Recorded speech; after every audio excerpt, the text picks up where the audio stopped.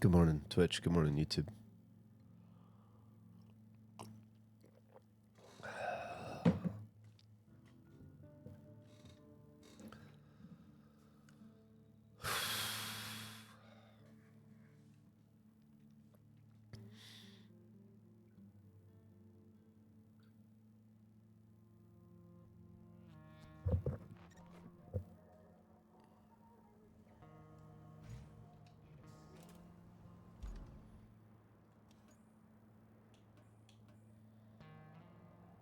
Hello.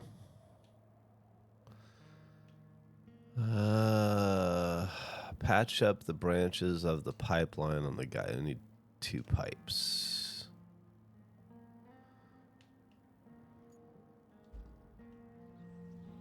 He ain't got no pipe. I need a pipe. Go low. Just trying to figure out what the fuck I'm doing. Okay, it's this guy right here. Is that going to be annoying to get to? Probably.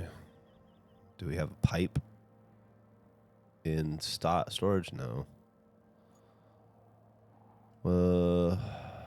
Where's the pipe? Hello. Oh, God damn. Good morning, everybody. Yeah, I'm up a little early today because I wasn't able to stream yesterday because, well, Monday I was out of town, and then yesterday I had no internet. So came home from out of town to no internet for the day, which is always fun. Forgot how to play this game real fast. Steel Pipes Facility. Okay, now I'm remembering. Okay.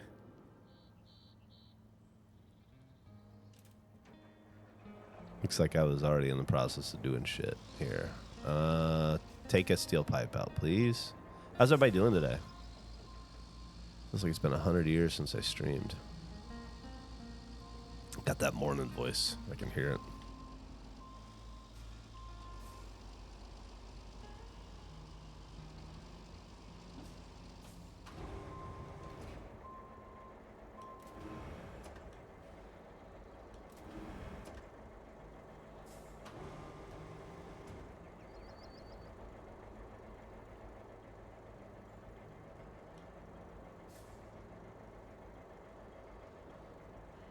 Good morning, good morning, good morning. Good morning, Fumbles. Almost crashed the ambulance. Jesus, don't do that. What happens when an ambulance crashes? Do they... And well, it's a dumb question, obviously.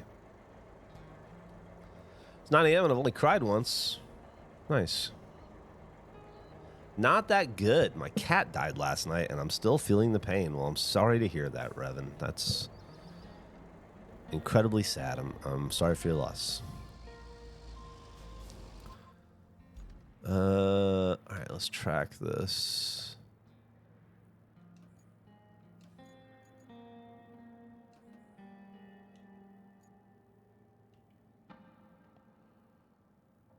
And where am I?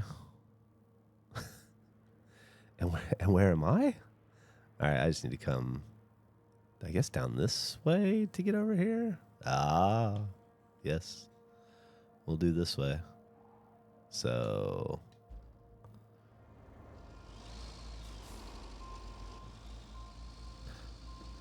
Chug is a coolant leak. Ugh. Everybody's having a day today. Dead animals, trucks with coolant leaks, crying. Sounds like we're going to be a fun bunch today. Almost crashing our ambulances. Packing for a move for like the 6th time this year.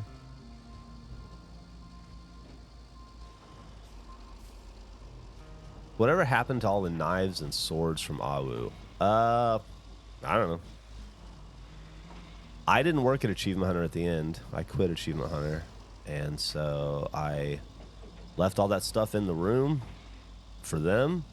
And then I don't know what the fuck they did with it. I imagine they gave it all away or threw it away or had a big garage sale at RT or something. I really don't know. I didn't view any of it as mine. I viewed it as all company equipment, so I never took any. Hoping my Knicks can start the season right against Boston. Aren't they starting the season against the Pistons? Isn't it Boston Philly tonight?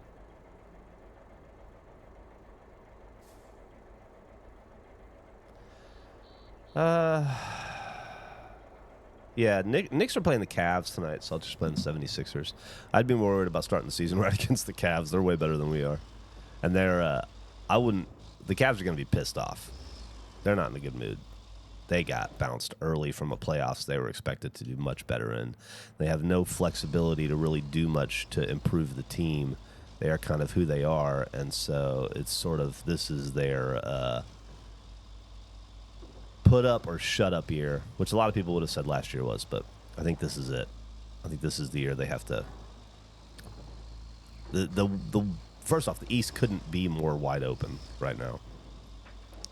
Milwaukee will be interesting. The Knicks have a chance at being good, but also they're the Knicks. Boston and Indiana are both decimated with injury. Orlando could take the leap, but we're not sure if they will. Philly is got an unproven skinny Embiid with who's never playing back-to-backs again. Pretty good time to be a good team in the East. Good year for the Knicks if they can keep it together. Good year. So some of the stuff I was reading out of camp from Big Cat was a little interesting.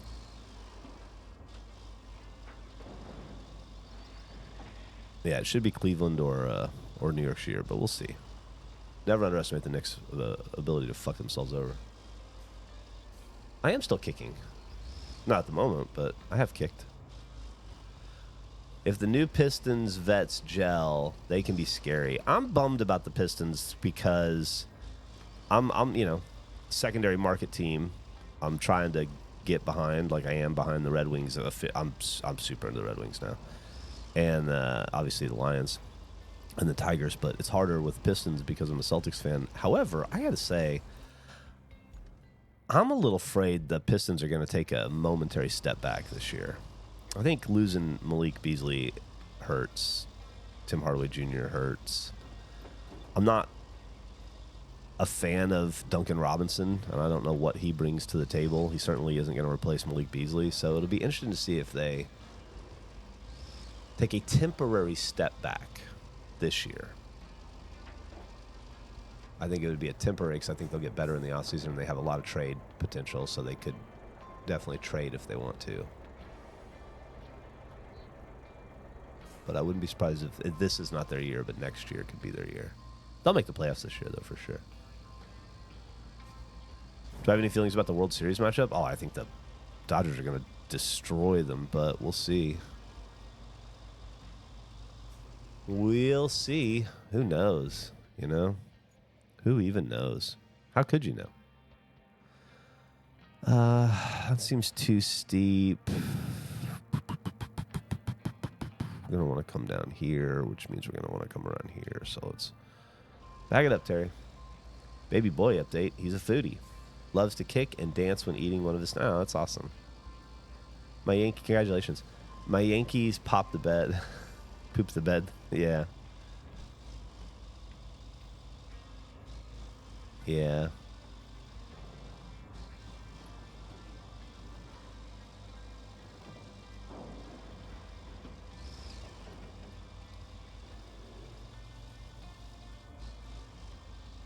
It's going to be a pretty blue World Series. Dodgers and Blue Jays. Might be the bluest World Series we've had in a while.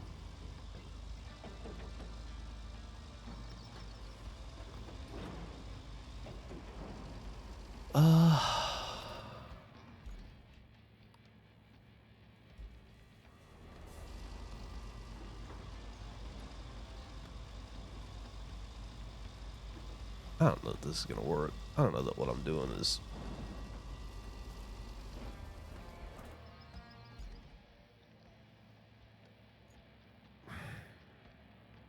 definitely Do I think I can do this?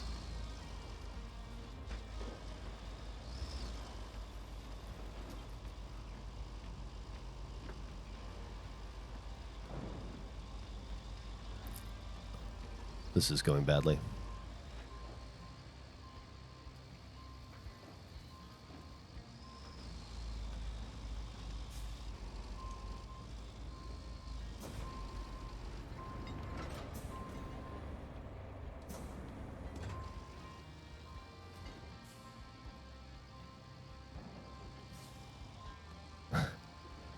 I have definitely got myself into a predicament here. I shouldn't have tried to go up. I should have just gone down.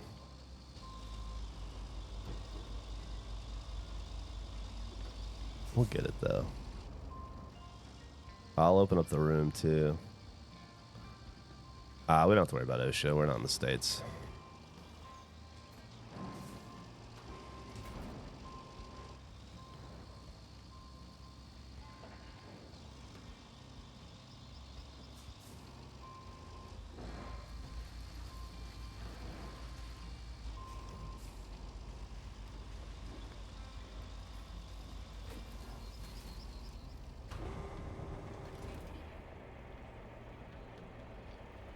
This is going to work out okay.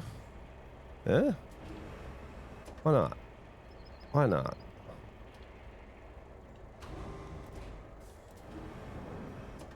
Oh, thank you, thank you, thank you. I think the 2 gifted subscriptions from Quest for Chest. Spare Mark Award. Where we're going, we don't need an OSHA certification. That's right. I lived in Texas and Puerto Rico that year. Hello, Mark the Frog. Thank you, Granny Gumjob. Thank you, Quest for Chest. Love you all. Got my first frost advisory of the year. It's getting cold. Man, I went to... Oh, you know what? I was going to turn this multiplayer on. Sorry, if anybody wants to play.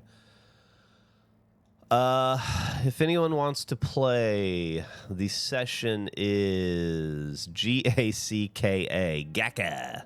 G-A-C-K-A. Gaka. I am, in fact, not mad at you.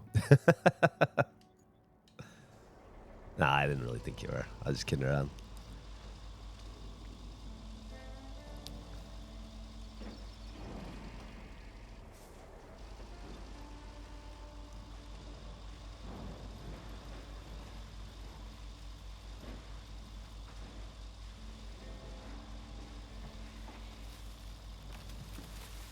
Yeah, this is the way I wanted to go anyway. I just read the map wrong. Sorry about this tree, but I have a feeling you're going to be a casualty of this war.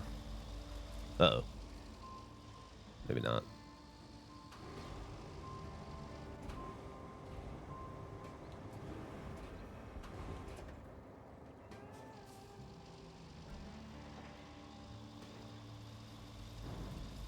Yeah. Sorry. Oh, is the water deep? I hadn't noticed.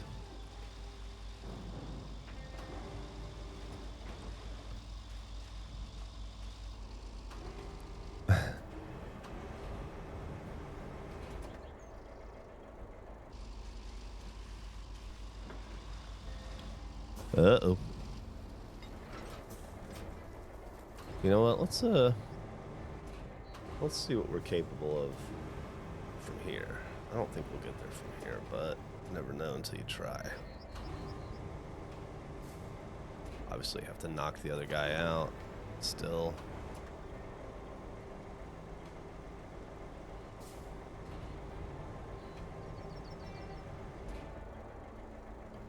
Oh, man, that would have...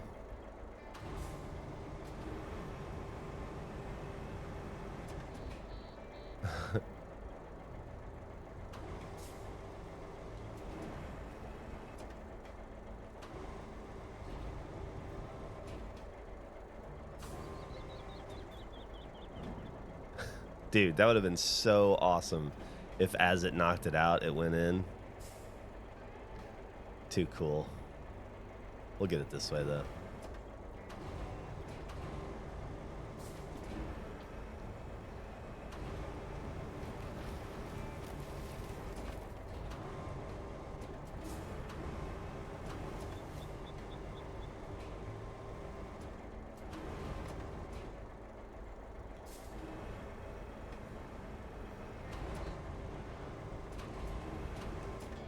Ew.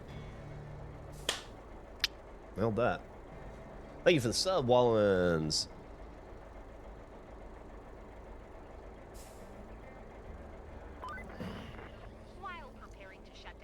There are too many podcasts. There's a couple million. So many fucking podcasts. I'm so excited to see the temps are starting to lower. It's still, I went for a bike ride yesterday. It was fucking hot. It was still in the 90s. I think the high was in the 80s, but it was actually in the 90s yesterday in Austin. And, yeah, I'm not going to lie, it was nice for a minute, but I spent the weekend in Detroit with friends and family, and it was 50s and the 60s, and it was so nice. It felt like fall. It was so cool.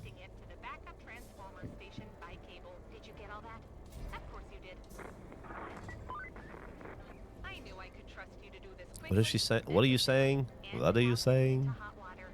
What are you saying? Shut up.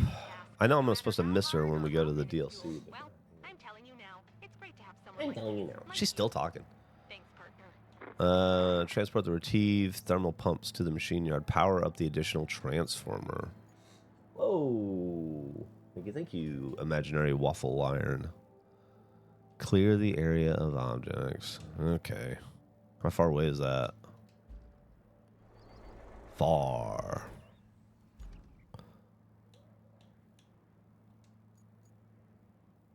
But what is it close to? Is it close to the harbor base? Yes.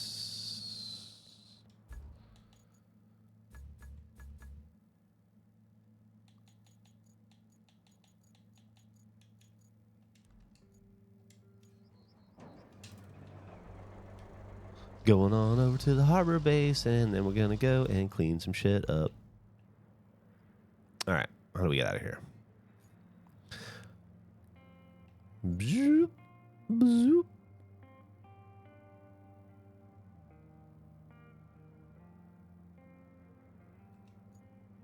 Okay.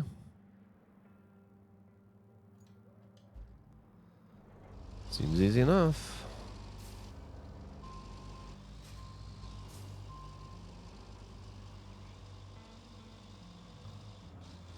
John Boy Akbar wants to go back to Washington.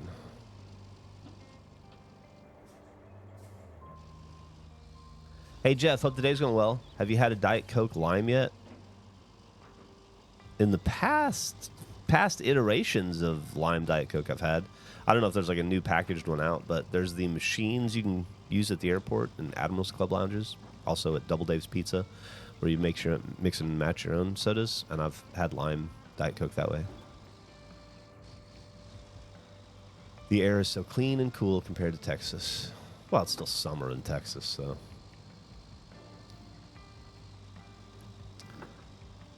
I have an in-law who's living in the Netherlands and is absolutely loving it. Absolutely loving it.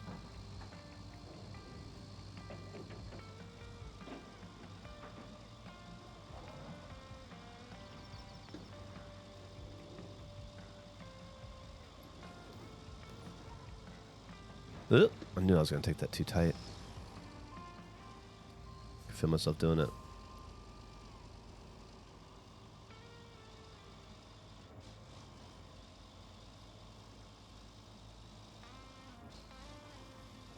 Well, if you want to move to the Netherlands, just immigrate there.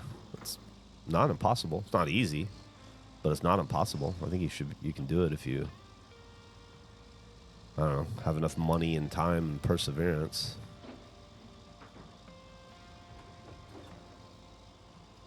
Mark doesn't enjoy temperatures below 50. I don't either, Mark. I mean, in small bursts, like, oh, we're going to go to the snow this weekend. That'll be fun. And you know what you're getting into and you're there for it. But yeah, I'm not a huge cold weather guy as well, which is why moving to Michigan is going to be a bit of a challenge for me, but I'm up for it. I've been in Austin for 31 years. Been in the South most of my life. You know, I've lived in almost every southern state at this point. I'm ready for something different.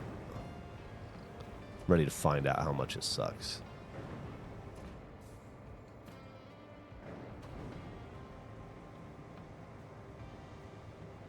Welcome back. Thanks. Good to be back. I was bummed I wasn't here yesterday. There's nothing better than when you get off the plane at like, I don't know, 3 o'clock on a Monday afternoon. Come home after 4 days away. Just want to hang out with the dog, watch the playoffs, watch a little hockey, watch a little Monday Night Football, and your internet says, fuck you. I don't work for you.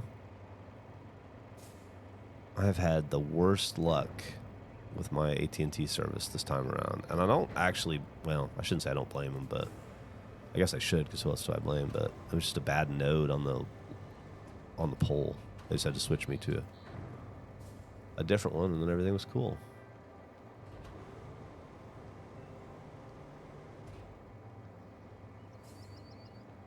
Did that... what am I not getting here?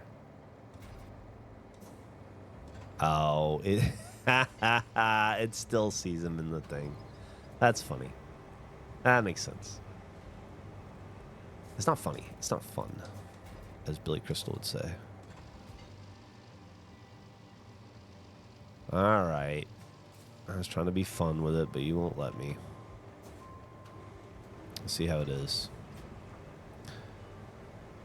Can't have any fun in this town.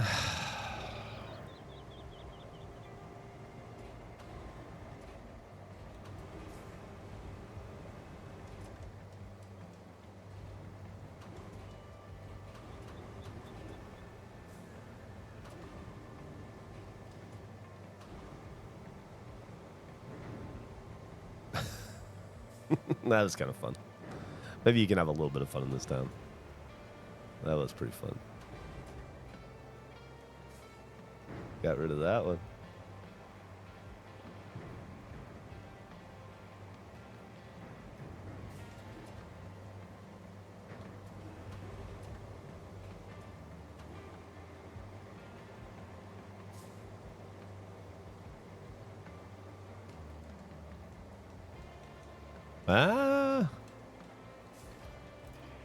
The ocean scares me, so I'm trying to get away from it. Oh, God, I love the ocean, man. It's the fucking best. Ugh. That's the one thing Austin doesn't have that I wish it did is ocean. No, dummy. What are you doing, Geoff? God damn. Just a real boneheaded move there. Almost flipped for no fucking reason.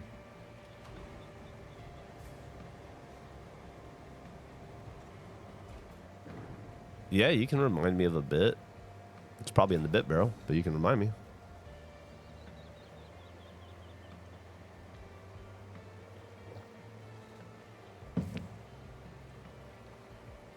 Get sad when you don't see the ocean from another week. I hear that.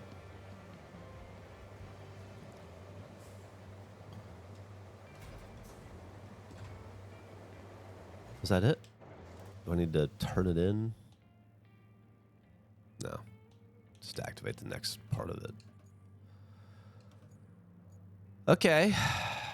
Where do you need it? Where am I connecting you from? Electricity to what?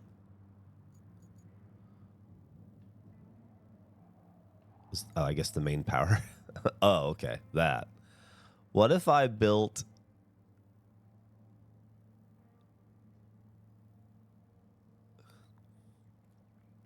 Is this all drivable? It is, right?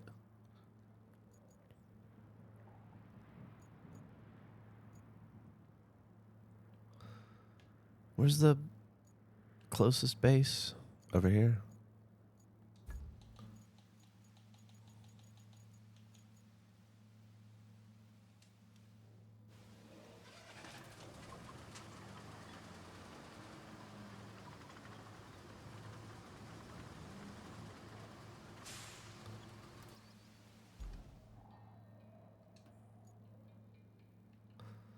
Okay, so come around here. No, come around here no more.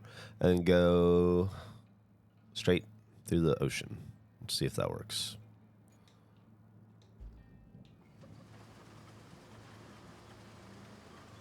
Idea it. Hold on. Oh, no.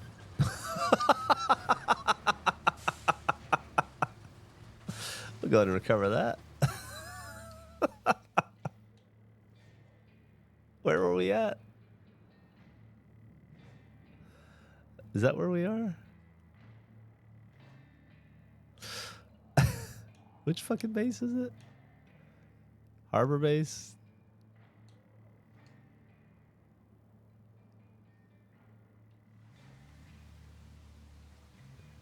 Yeah, I think this is it.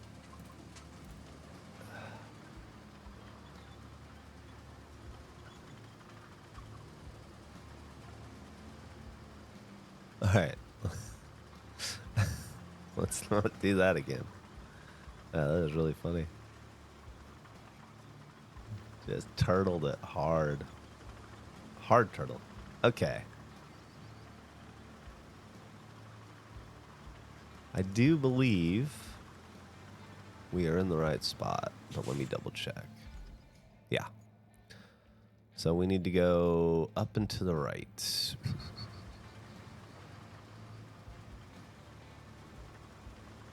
Start about right here. Just for the record, if anybody wanted to play, the code is GACKA. It is open.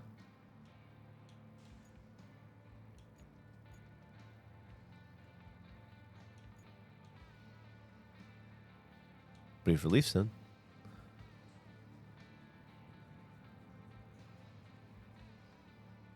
Happy 16 months sub to me. Oh my God. Thank you, Regulation Rat. Wow. 16 months already. Time flies, huh? Peaches are still in season. That's good to know. Ham Hands Bill shits worse with Peaches. I found that on the Howard Stern show yesterday when I was listening to the expose on his shitting.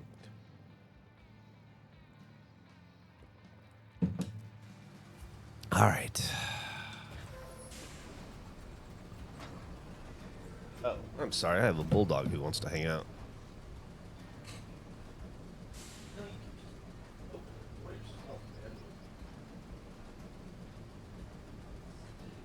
Muscle. You gotta just walk into it.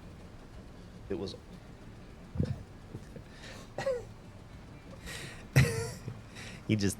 The remote control was in his way in the sofa, so he just knocked it off into the ground. Very Albert move. Bulldogs are have the most personality of any dog, I swear. And it's very rarely a particularly happy one. A lot of moping with a bulldog. Yeah. I could probably make this happen, huh? Just to keep driving, see what happens. My dog just turned 6. Hell yeah. Albert turned 2 last week, I believe. His name's Booger. Nickname, we call him Beef a lot. We call him Booger. But a lot of times we just call him Albert. I don't really call him Al or Bert. I don't call him either of those. Booger or Beef or Albert. Yeah, he's just like a big slab of beef, you know?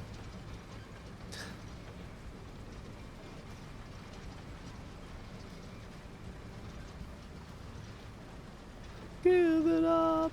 Chop. Big old chonker.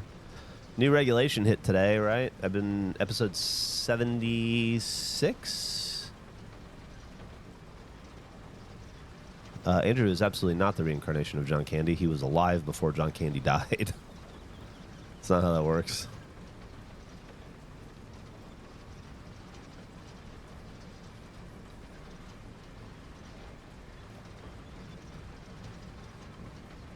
When it smells like wet dog, do you say it smells like beef? No. Not that I can think of, but it doesn't really ever smell like wet dog because bulldogs are sensitive. And so if you wash a bulldog, you have to dry them incredibly well immediately, like with a blow dryer and a whole thing. Albert gets a bath once a week, and then he gets dried like a motherfucker because otherwise, because of their sensitive skin and their folds, they can develop hot spots from too much moisture. So Albert's never wet. He's a perennially dry dog. It's part of the intense care routine of owning a English bulldog.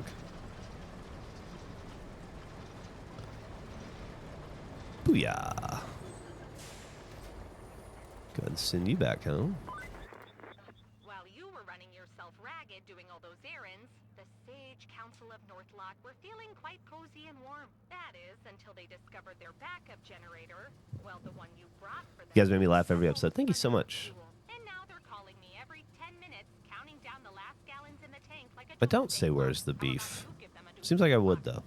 But that hasn't crossed my mind yet. Maybe I will in the future. Give it up. Stop.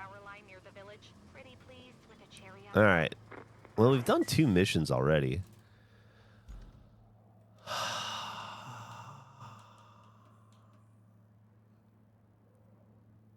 Huskies were high maintenance. I used to have a husky in middle school, grade school, middle school. My grandparents did. Great dog, but high maintenance as well, but nothing like a bulldog, man.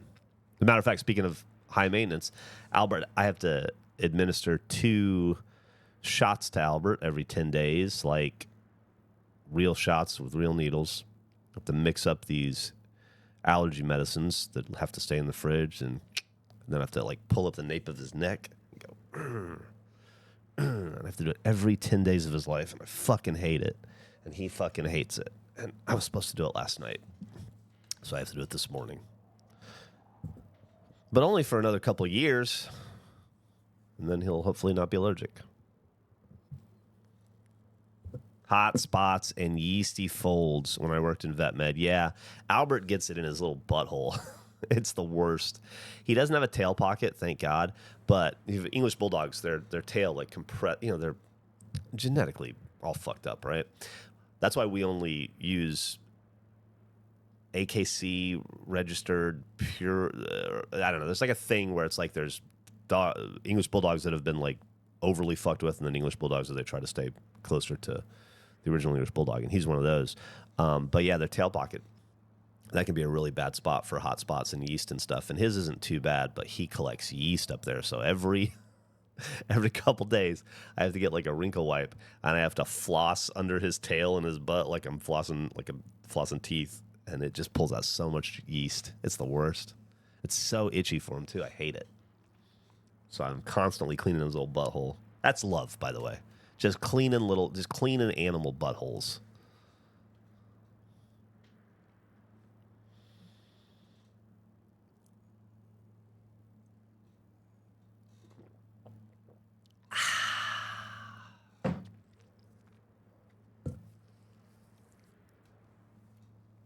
Why do you always end up with the most medically intensive dogs? Because they're the ones I love.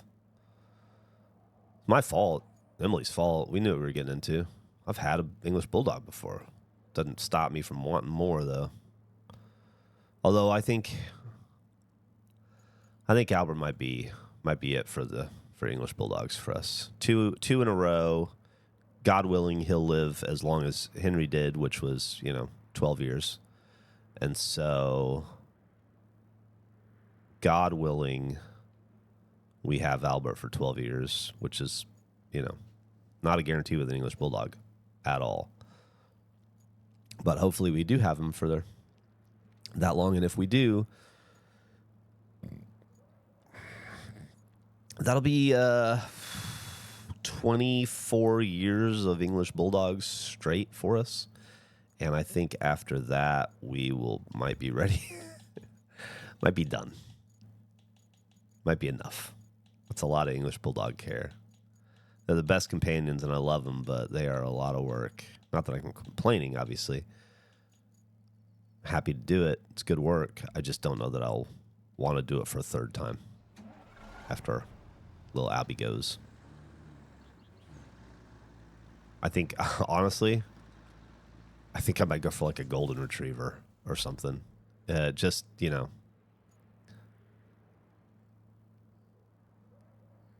Easy peasy, no stress, no muss, no fuss. Yeah. That feels like it might be the way to go. My purebred French bulldog is dumb as hell. Albert's dumb too, yeah.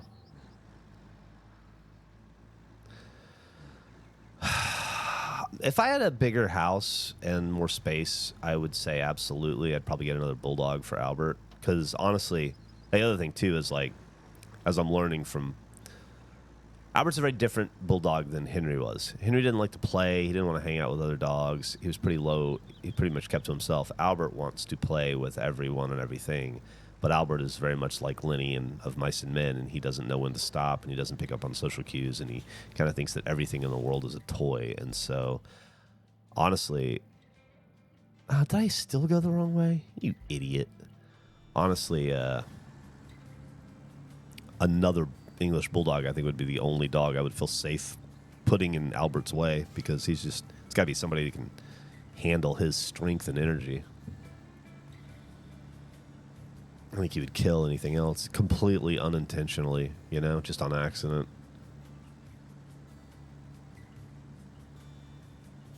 Yeah, Velociraptor's the way to put it. Albert's been a little Velociraptor for about the first 2 years. He's slowing down a little bit, but he's still, oof. They explore with their mouths.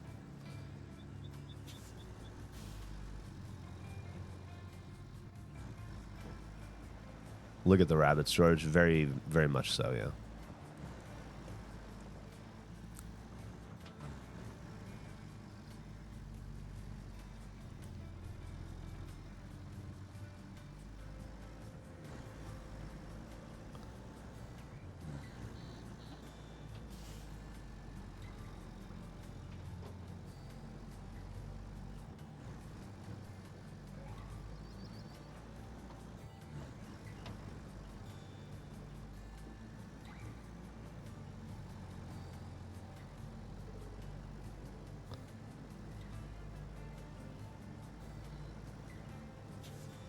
Currently a dog-free house. Might consider a corgi when one of the cats are gone, but if I'm lucky, that won't be before another decade. Yeah.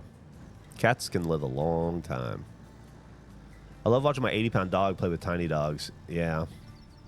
Albert doesn't understand his own strength, unfortunately. Very typical for the breed.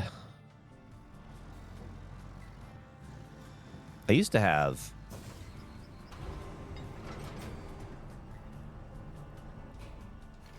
a St. Bernard, Jupiter, Millie's childhood dog.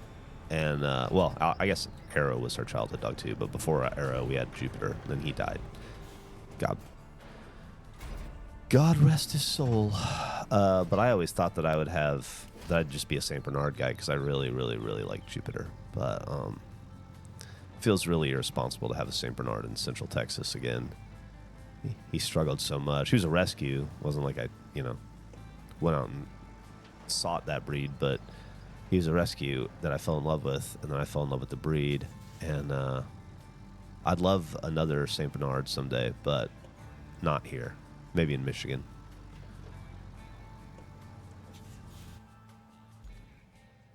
Maybe in Michigan, where the weather and a house big enough could coexist.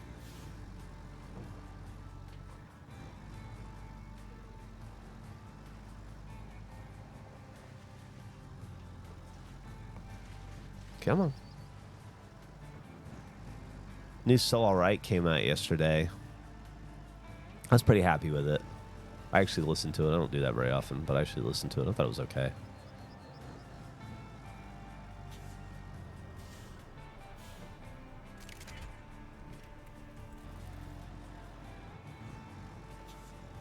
How many am I supposed to get? 1, 2, 3, 4, 5. My baby don't mess around.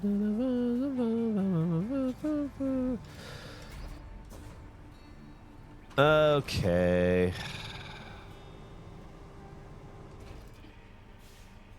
Currently looking for a kitten for our cat strays. That's nice.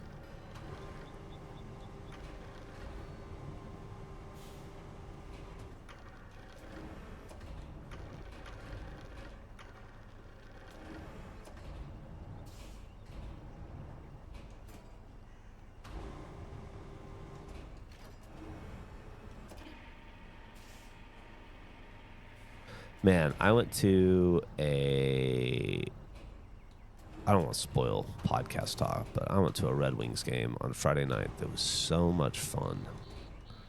Took a couple friends with me. Father-in-law.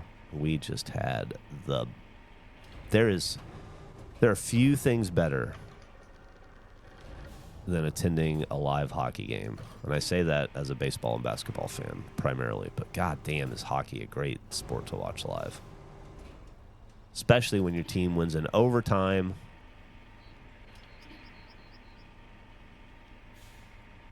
Off to a great start. Play tonight, I think at 6:30. I don't know, Burn Dog's coming over. We're going to watch it. We're going to have that. It's a 2 TV night tonight. I've gotten Burn Dog into sports now. I think officially Tigers and Red Wings. So, and Lions. Not basketball yet, but I think I'll have the Celtics on one TV and the Red Wings on another. 100th anniversary jersey is awesome. Yeah.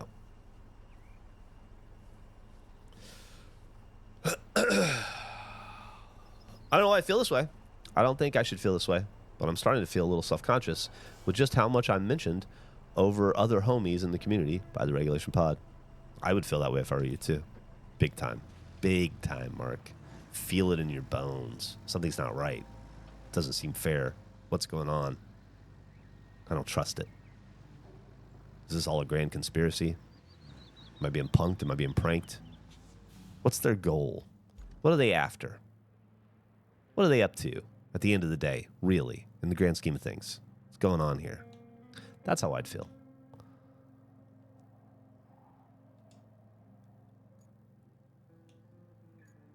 Is this where I drop the bullshit?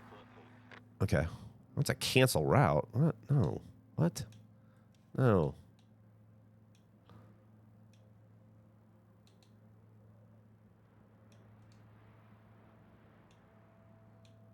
Aren't I getting... Okay. That's where I'm going. 700 meters away. Where am I now?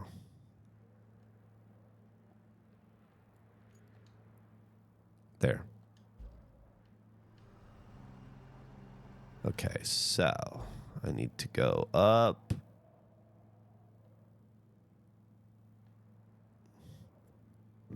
Back out, I guess.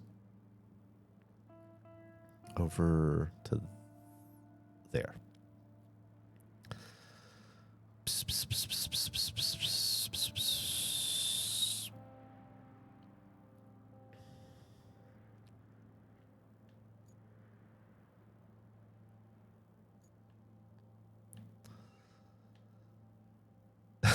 Sorry, I'm just trying to figure out the easiest way to get out of here. Map's getting confusing. Okay. Burn Dog versus Bernie. Oh, that'd be incomparable. They're two different people that have known two different Geoffs. Bernie Burns knows 20 years of my past. Burn Dog knows about 7 years of my present. Bernie Burns knows who I was. Burn Dog knows who I am. That would be how I would categorize that.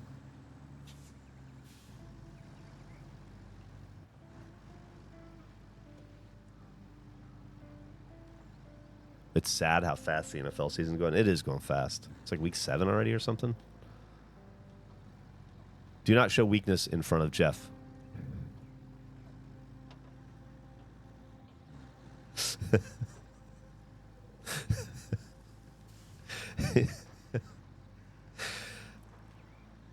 That's probably a good idea. That's probably a good idea. I got that Gen X thing in me. Everyone who grew up, not to be like those generational people, but I think everyone who grew up Gen X learned at an early age to probe for weakness, like a dinosaur testing a fence. I have a mental Rolodex of the weaknesses and the pain points of everybody I know and how to push buttons. Of course, that might just be the Howard Stern fan. Might not have anything to do with my generation. There's an entire defunct company that learned that lesson. Woo.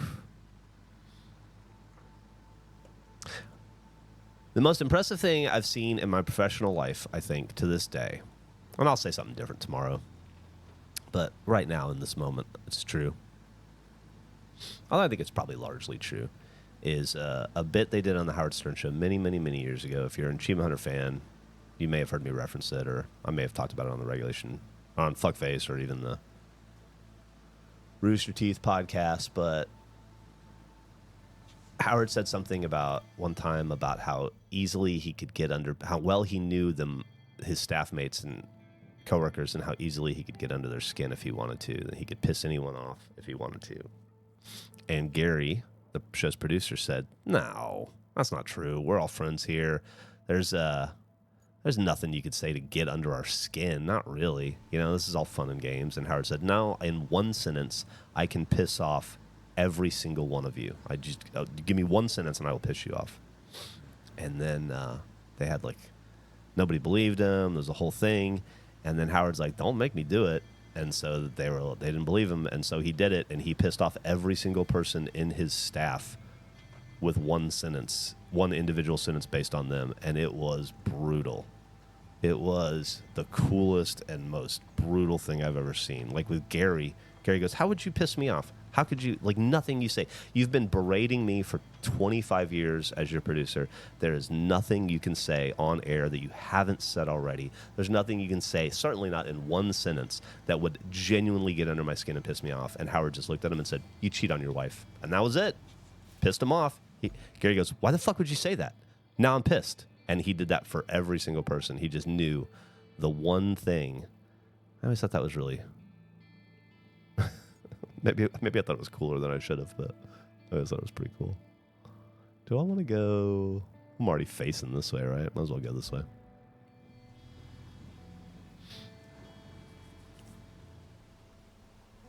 Doing a mural? You should do a mural. Murals are cool.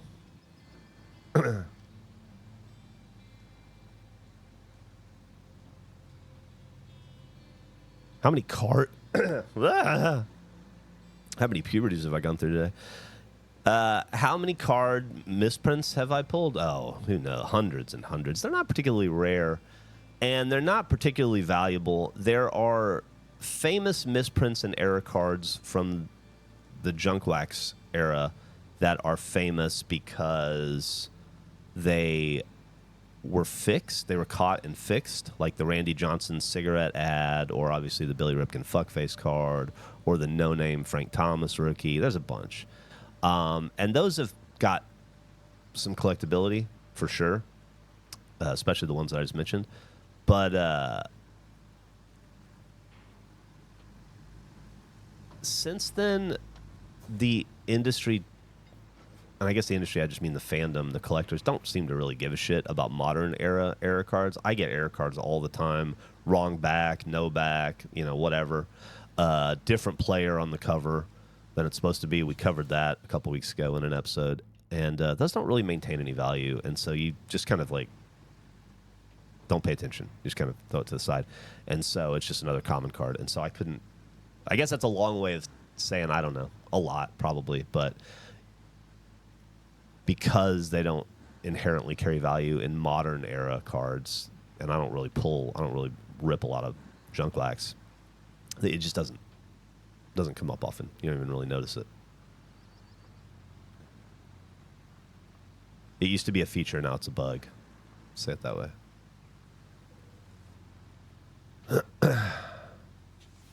That's just being an asshole. Yeah. Yeah, you nailed it. You think that's bad? You should hear what I say to myself. Ain't that the truth, man? Nobody hates me more than me. That has been the consistent throughput of my life. Not a fan of this guy. Oh, Christ. Get up. That's not what I wanted to do. I wanted to do... Oh, Christ.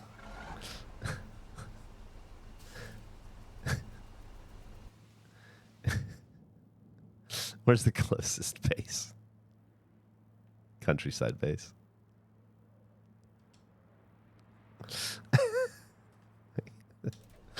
Like an idiot. Oh, idiot. Roadcrat's good. I'll be honest, I'm getting kind of burned out on it. It's been a long road, this Roadcraft.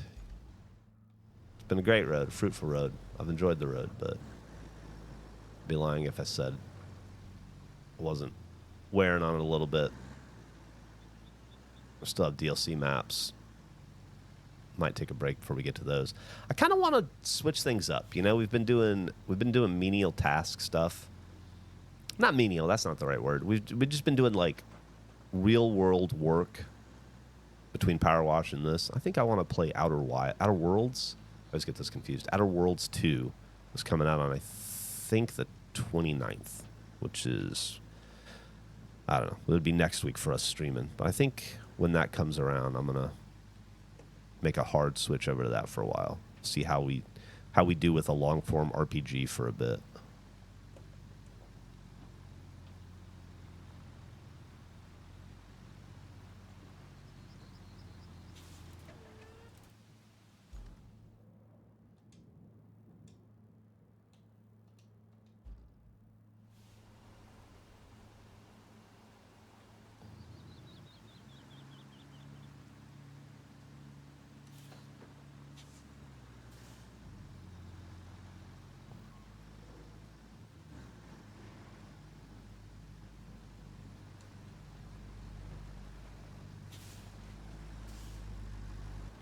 Okay.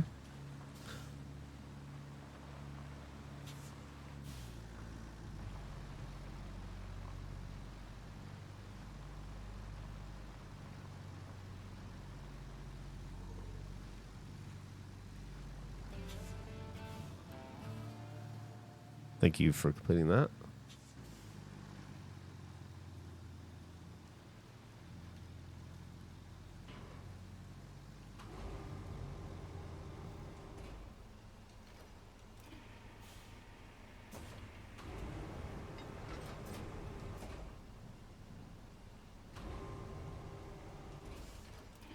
Real silly that. All right, well, let's make sure you stay.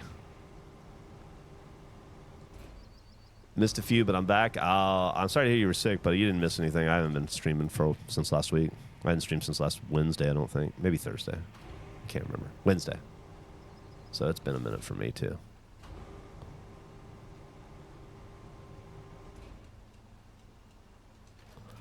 Well, you wouldn't know those guys were there. You wouldn't know they were there.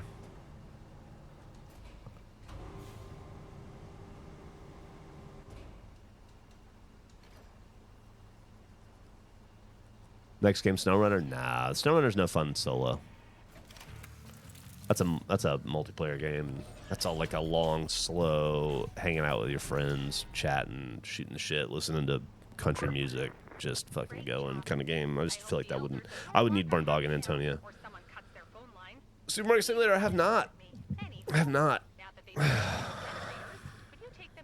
Let's see what I missed here. Is there enough value in cards owned by regulation for them to be claimed by insurance? I don't know. It's a good question. Probably eventually there will be. Being able to piss people off is an edgelord party trick.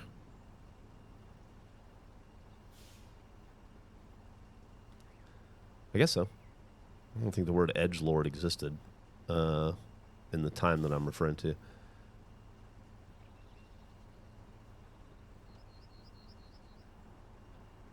Back in contamination, yeah. Outer Worlds and Outer Wilds, it's impossible to keep straight. Outer Worlds is the science fiction one. Worlds. Phallus O'Malley said, if I had the financial backing, I'd become the first supervillain. Hope this isn't too heavy. I bet it is. But knowing how to piss people off is just the worst self-defense mechanism. It's just an excuse not to get close to people and piss them off so they can't hurt you emotionally. It can be that, sure. It doesn't have to be that. Sometimes people are just good at pushing buttons because they're fun. It's fun. I don't know. That would be saying that the entirety of Achievement Hunter was my self-defense mechanism, Stormy, and I don't feel that that's the case. I feel like it was a playground of creativity and experimentation.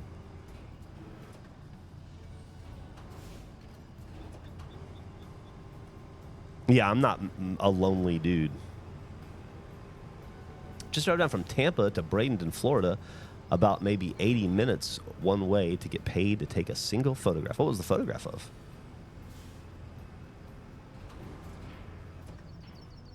Getting things in pallets. Loading 10 steel beams gets old. I love buttons. I will push each of them at least once just to see what they do. Yeah, if they weren't for buttons, Plan G would have never exploded. Hey, what's up, Chris X? Are there any regulation collection cards from before regulation existed? Not exactly. Not really. I mean, there were some suggested cards. There was Bussy. There was the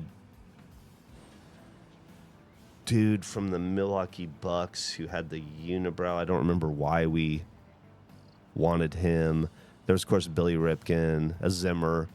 They were kind of like loosely. It was kind of like a loose list, but I hadn't formalized it. It was hard to do that kind of stuff at Fuckface just because there was a lot of uncertainty behind the scenes and I didn't know what I was building towards. But now that we're in regulation, we're starting the official regulation collection. So those previous cards are great add-ons, but they're not a part of the regulation collection, and there was no official Fuckface collection.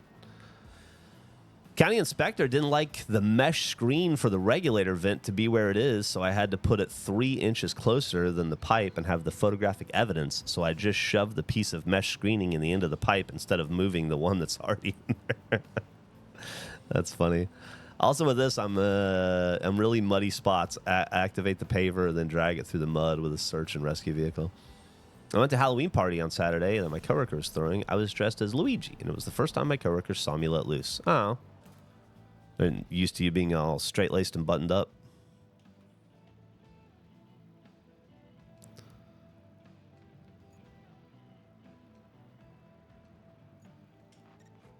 These are the generators? Yes. And where am I? Oh, yeah.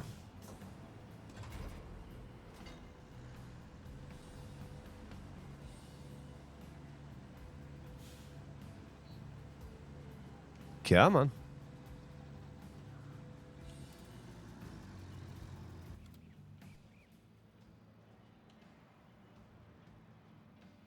Let's try here.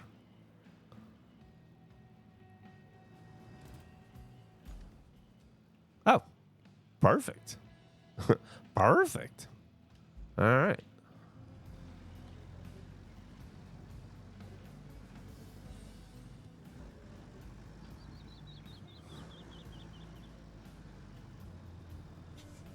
Nick would like college sports. Who, Nick Schwartz? All Nick does is college sports, if that's who you're talking about. It's his favorite thing in the world, I think. He spends all Saturday, every Saturday, watching college football.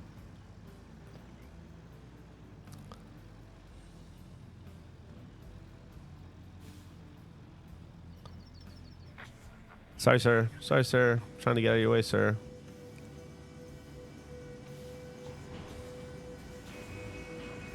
Fuck.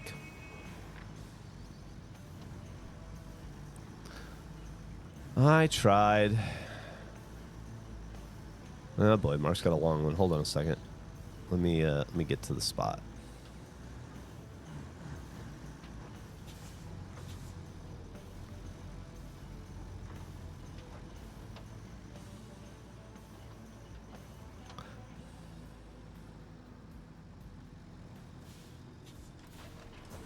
Okay, you mentioned on a break show that there's really only one brand of cards you're interested in collecting right now. Kind of.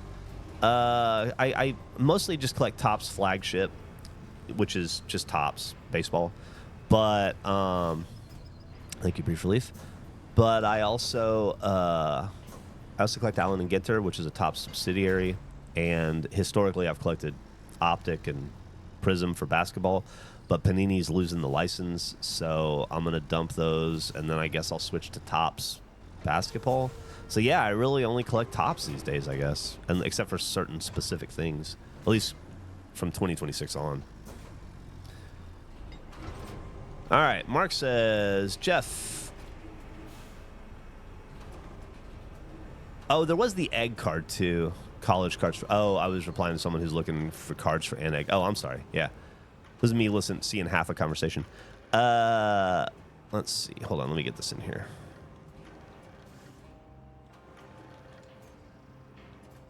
Probably fit the other one in too, eh?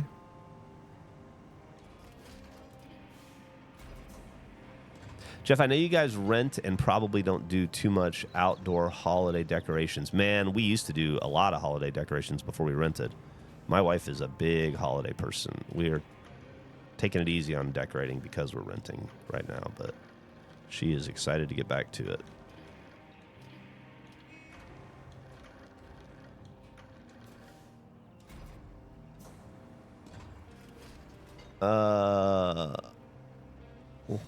Happen to walk past where the Christmas light section is right now, and they have these LED Christmas lights, but they're apparently True Tone labeled vintage colors and don't flicker at all and have really lovely hue to them. Thank you, Mark.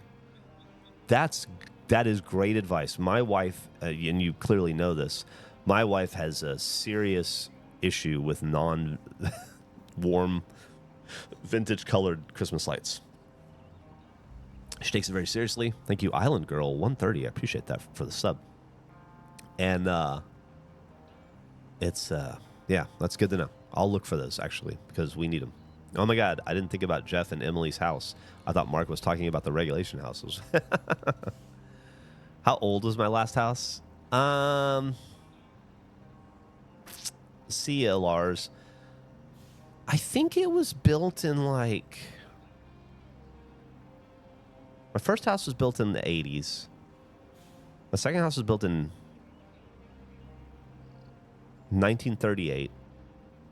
My third house was built, I want to say in the early 40s. Maybe not World War II early, but like 43 or 44, maybe 45. I really can't remember. But it was definitely built in it was a little bit newer than my second house. So it was built in the 40s, I believe. 1842 is much older. That's pretty significant. See you later, Lars. Little red rectangle that says vintage on them, and they started around $39.99. Awesome. Thanks, Mark. I actually have to go to Home Depot later today to get some Drano, so I'll check for them when I'm there. I really appreciate that. My wife and I still have to put out the fall decorations. Emily already decorated for Halloween, but like a very minor amount. Got to go watch a horror movie. What are you going to watch, Malignant? What are you going to watch? Next week's So All Right is just 2 movie reviews for movies that I watched. Out of Control and...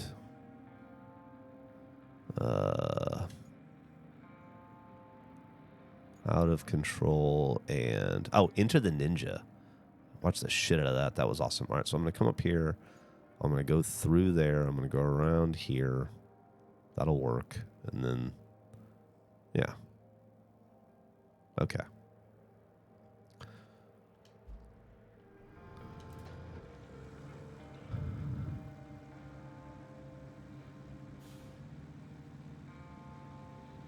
Nah, that's all right, Mark. I'll be there, and when I'm done streaming, I'm gonna go take a shower, and then I'll probably head up to Home Depot. I'll see it when it's there.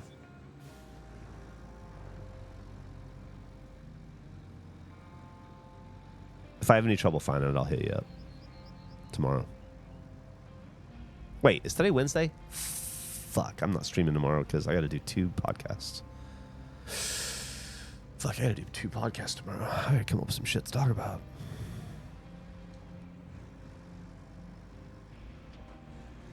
Spun every day. Oh, that's cool. That's cool. That's awesome.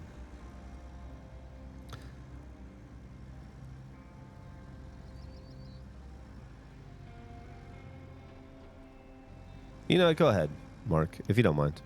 Just to make sure I get the right one. Since you're offering. I appreciate it.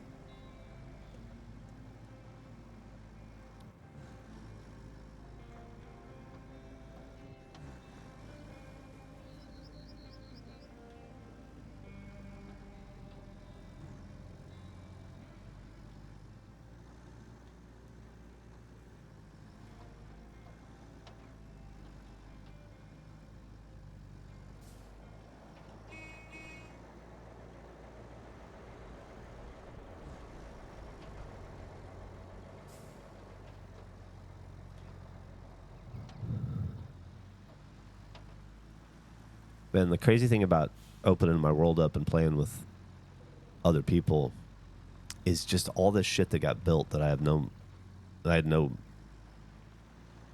help in. Like, pretty sure I did not make this dirt road that's very useful, that I'm very happy is here.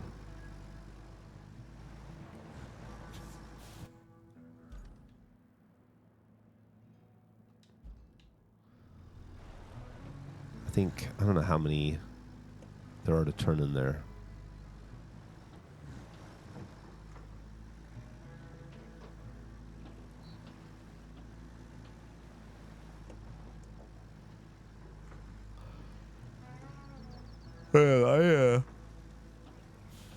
Return of the Living Dead is oh, wow. You watched Malignant Slut Rot. You watched two of my favorite horror movies. Return of the Living Dead, the punk rock Return of the Living Dead in the 80s, where they nuke the city and it takes place in the cemetery, is a phenomenal film. One of my favorites. That's got Tina, I want to eat your brains. You made me hurt myself, darling. I ripped my hand off. It came clean off this time. Tina, I love you. That song, or that moment, which was actually a really cool punk song. Tina, if you really love me, let me eat your brains. By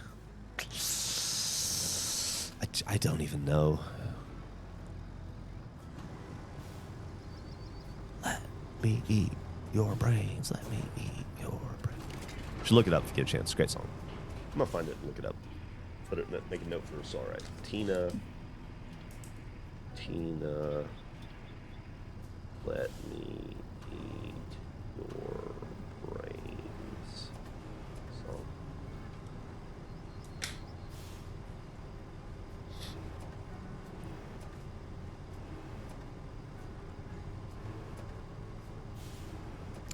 There's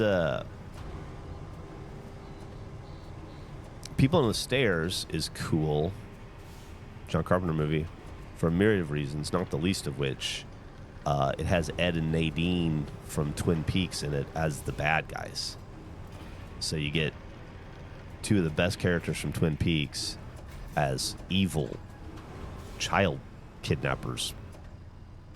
And the house is fucking awesome. It's great. Great movie. If you've never seen it, I recommend it. No, wait, how do I... There you go.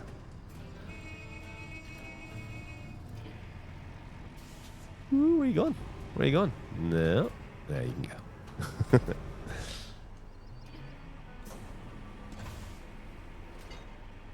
Power Washer 2 comes out today. Oh, is that today? I looked in the store earlier and I didn't see any new games. Oh, Wes Craven. I said John Carpenter, but I meant Wes Craven. Sorry. It was Wes Craven. You're right. Totally right.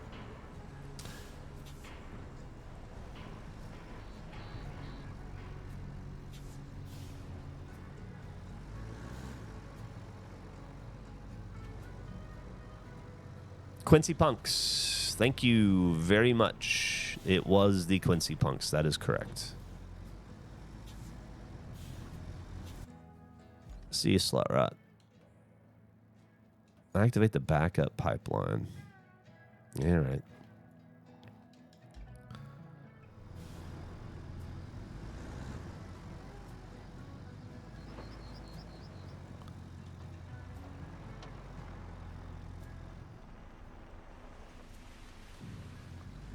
I haven't watched a single scary movie this month. I watched one for So Alright. I watched where am I? How do I get to there? To come around? That's not gonna do it. I need to hit it from this side. Okay.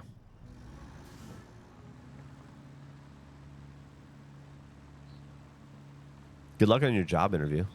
I hope it goes well.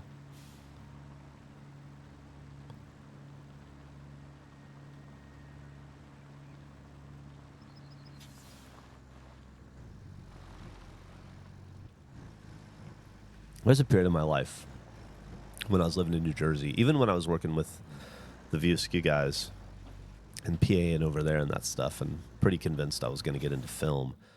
There was this group of guys. I was in a creative writing class at Monmouth University, and there was a couple of guys in that class that made horror movies, but they made like low budget bad horror movies with low budget, no budget bad horror movies just for the fun of making horror movies.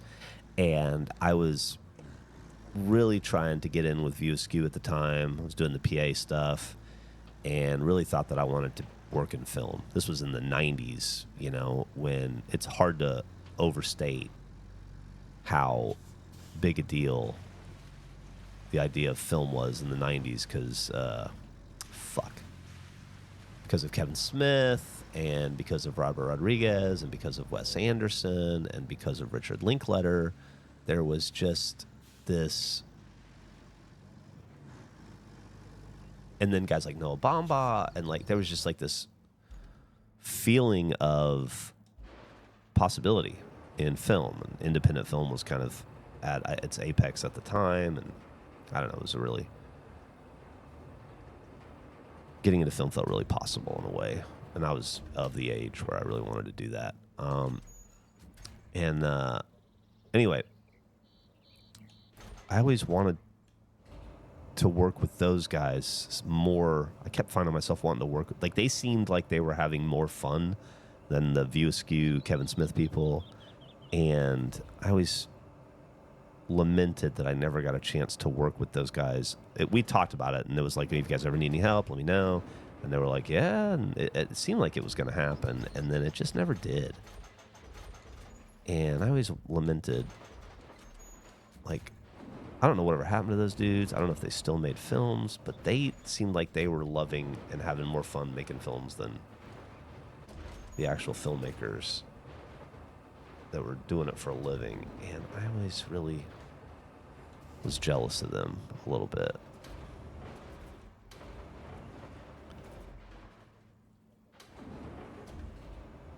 But anyway, there was a period in my life when I watched trauma videos every day, and I was pretty obsessed with horror. I think it's because when I was a kid, I was really scared of horror movies. I was a real sensitive kid, And sorry, I'm trying to get used to using this thing. I've made it pretty far in the game without actually using it much. And so I think I made up for it in my 20s by getting overly into horror, which can happen. And I really thought that would be, I thought I'd be like a horror reviewer or a director or a producer. I thought I would work in horror. I was pretty sure I was going to work in horror at some point. And then I never did. I guess I was an extra in Bloodfest, or had a cameo, but, other than that.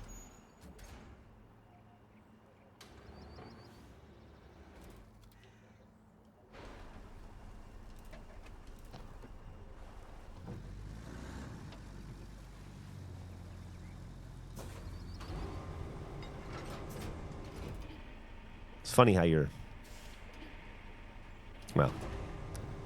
proclivities, wants, desires, how everything changes and modifies over time. But it is interesting. You make decisions, you make choices in your life. I think about this a lot. So much so that my therapist used to give me shit about it and asked me to stop. He said it wasn't healthy. But you just think about, what if I had focused more on that, Would I have ended up being a horror movie producer, working in horror the rest of my life? Would I have carved out some sort of a niche in some different way? What would that look like? It's the problem with an overactive imagination is there's never a break from the what ifs sometimes.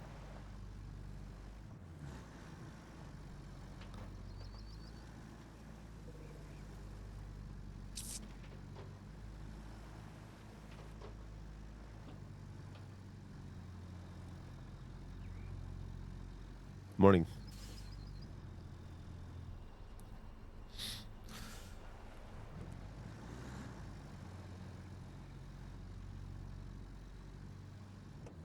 Too much thinking. This is why I haven't slept yet. My therapist just doesn't... I have a problem where a lot of my past is a little too painful to remember or to think about. And so I don't spend a lot of time thinking about my past and memories. But what I do is spend that time just thinking about career choices and branching paths in my life and what taking different paths would have meant for me. Not that I'm in any way unhappy with my life, mind you. I feel pretty fucking lucky. I was thinking about this when I was in Detroit over the weekend. Not to jinx myself, but I can't remember the last time I was this happy. In general, you know, just throughout the course of normal day-to-day living.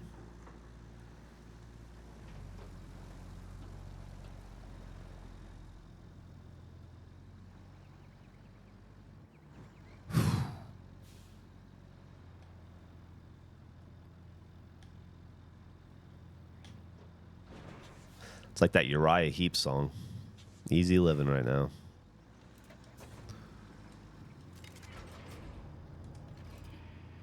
Did I miss basketball talk? Not really. Do you want to talk about basketball? I watched both games last night.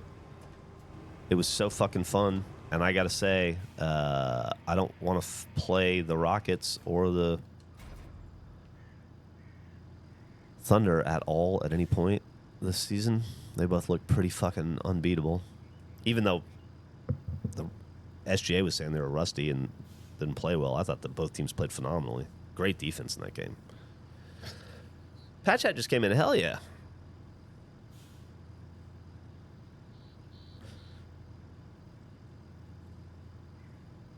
Oh my God. Therapy's the best fucking thing in the world, Valiant. I don't go anymore.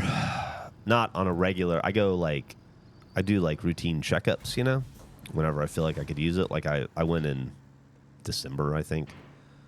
And then I haven't been back this year, but I went to a therapist weekly for probably 16 years. And it was kept me sane, kept me alive, you know, through some dark, confusing, painful, difficult to navigate times in my life. Helped me maintain my sanity, helped me maintain my perspective and my objective, helped me put things into perspective, helped me understand myself. It's incredibly powerful, that therapy. I highly recommend it. How do you think we're going to get over here? This seems like a whole thing. We'll have to build a bridge, eh?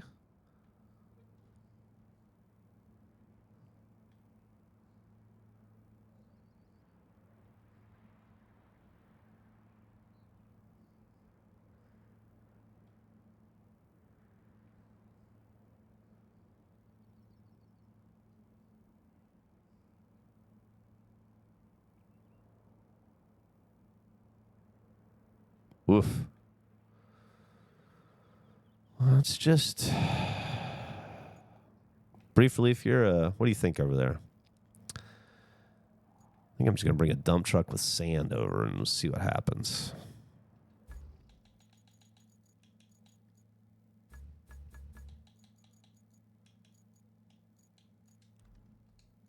No, not you. Sorry, you.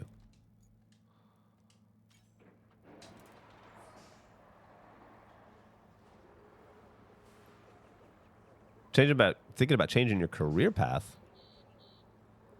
I'm a nurse, lost my patient. He was 14, just about to turn 15. Tomorrow's his 16th birthday. I was his caretaker for 7 years. I can't.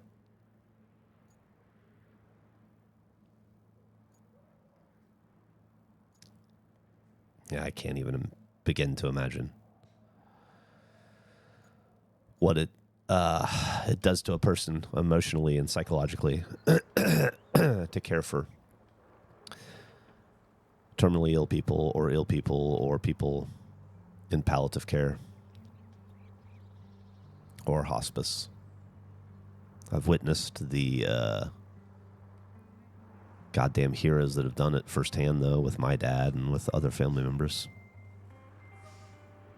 It's fucking angels on earth, those healthcare professionals. Sorry, bud. They can't be both of us today. I need you out of my way. Can't wait to talk to my therapist this week.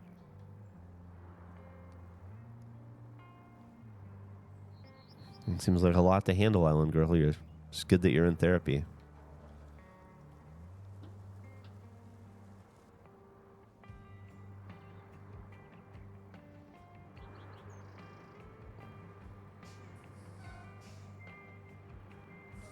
The idea of going somewhere specifically to die. Well, a lot of hospice is home care too, though, so they come to you.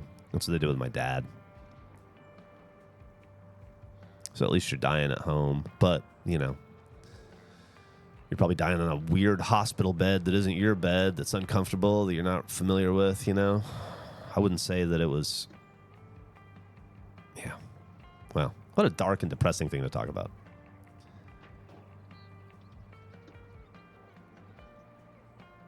I hope my dad was as comfortable as humanly possible at the end.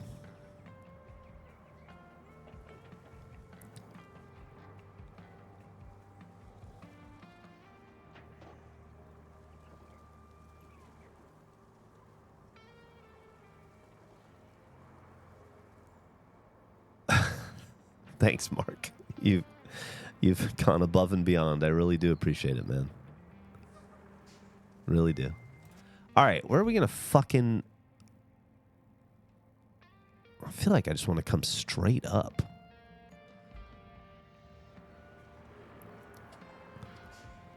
How bad is this right here? Pretty bad.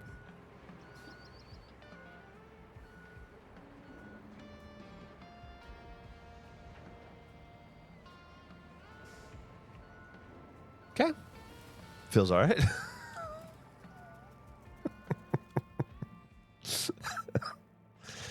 Oh, Christ.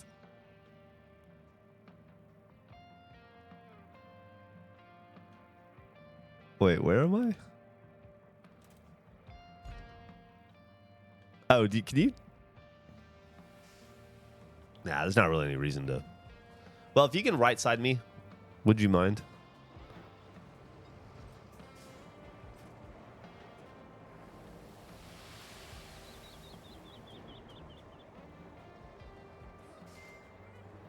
I think I'm good.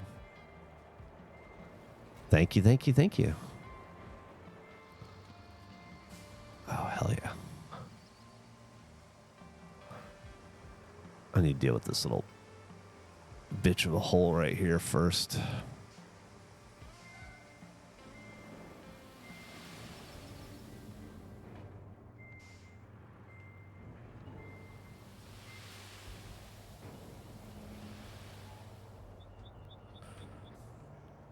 All right. Bring a...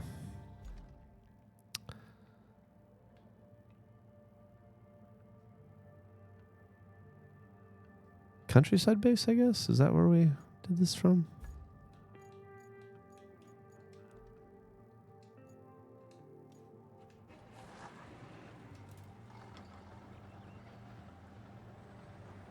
Don't feel bad for looking for support here. No, this is a welcoming, supportive community. You should feel welcomed and supported and comfortable talking about whatever you want to here.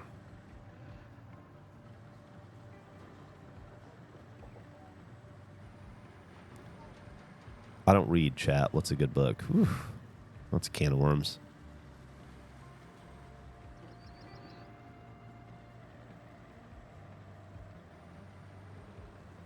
Yeah, Power Washer 2 comes out. I know. I finished the Vardo last night, and I'm on the Ancient Statue right now.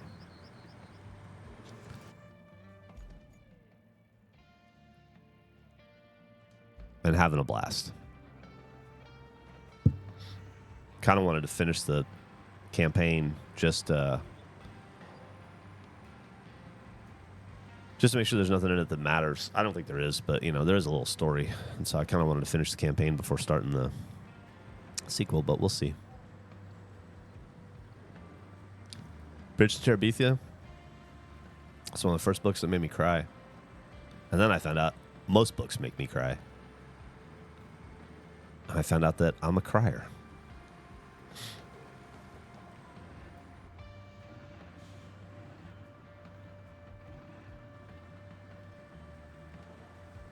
Mark shows vulnerability and gets thrown into an existential crisis. The rest of the chat shows vulnerability, and Geoff talks sweetly about therapy and support. Well, this therapy and support applied to Mark too, but yeah. That's essentially correct.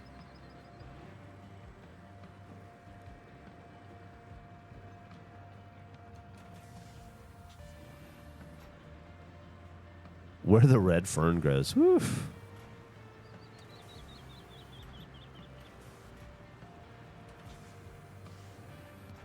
That's how I know Geoff really does kind of like me.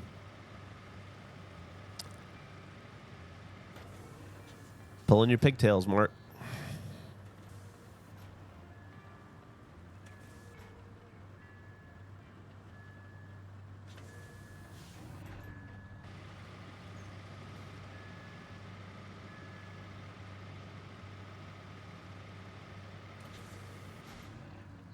What's that phrase? I'll never be mean to a stranger or nice to a friend. You ever heard that before? It's possible I just made it up.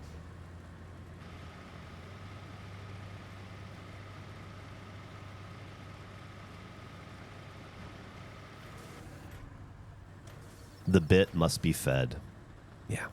I mean, listen. At the end of the day, my job is to entertain. It's to entertain you. It's to entertain me. It's to entertain whoever.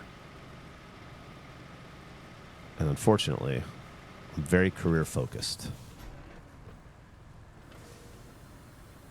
Take my jobs very seriously.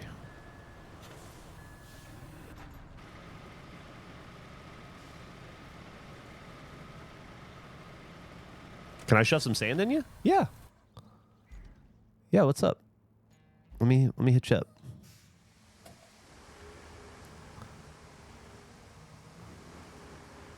Where are you at, Brief Relief?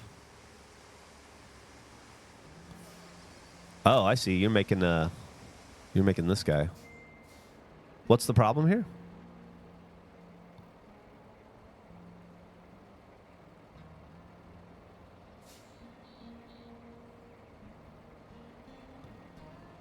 I'm not sure what you need me to do. Do you need me to...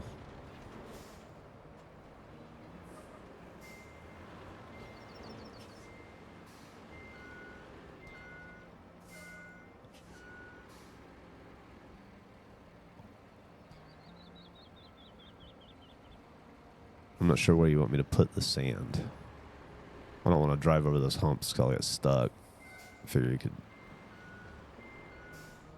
From a big-ass dozer.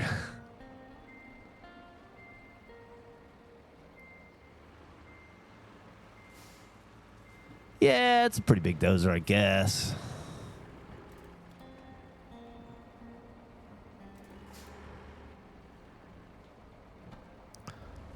Oh, that's not what I wanted to be.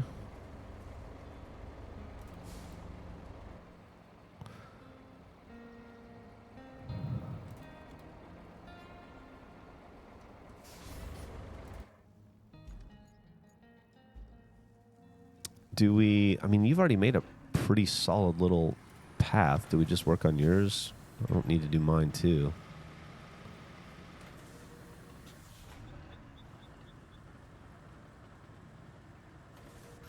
Oh, okay. Okay, got you.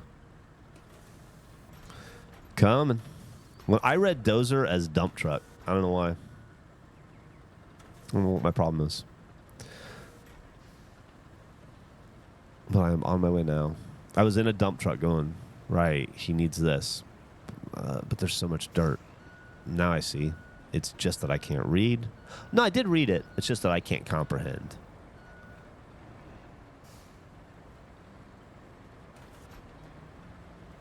Keep them coming. Yeah, thank you so much. We'll be back next week. We just had to take a week off because I was traveling to Detroit. I was coming back from Detroit, and we didn't want to do the thing. We did it last week where you just like racing back from the airport and just hoping that planes don't get delayed.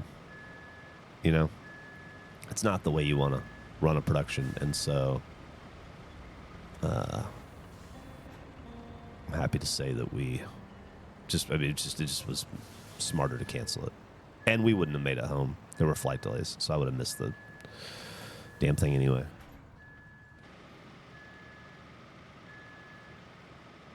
Get out of your way, brief.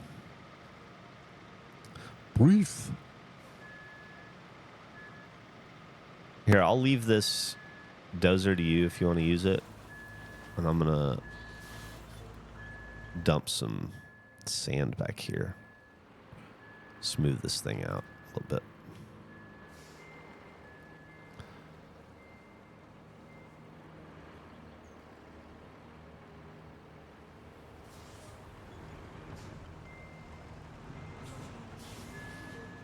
Sounds stressful leading into trying to make content. It's not great, you know. I will say I'm good at it. I've been doing it that way out of necessity, sometimes for, most of my career. So I've got it down to a science, but it's not fun. It's not a fun way to produce content.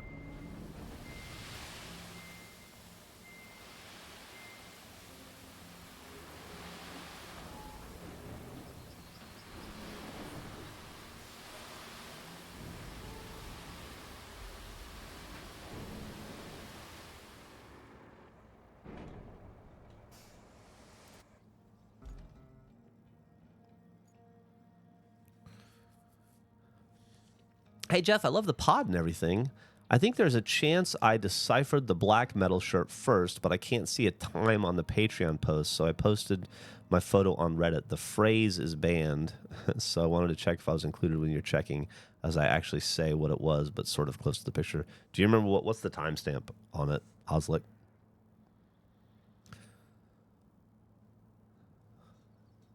It's crazy. I always said I would never do pediatric hospice, and I found myself in it. Woof.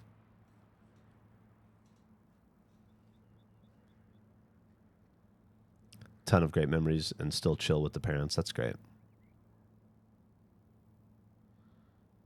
That's a unbelievably important job.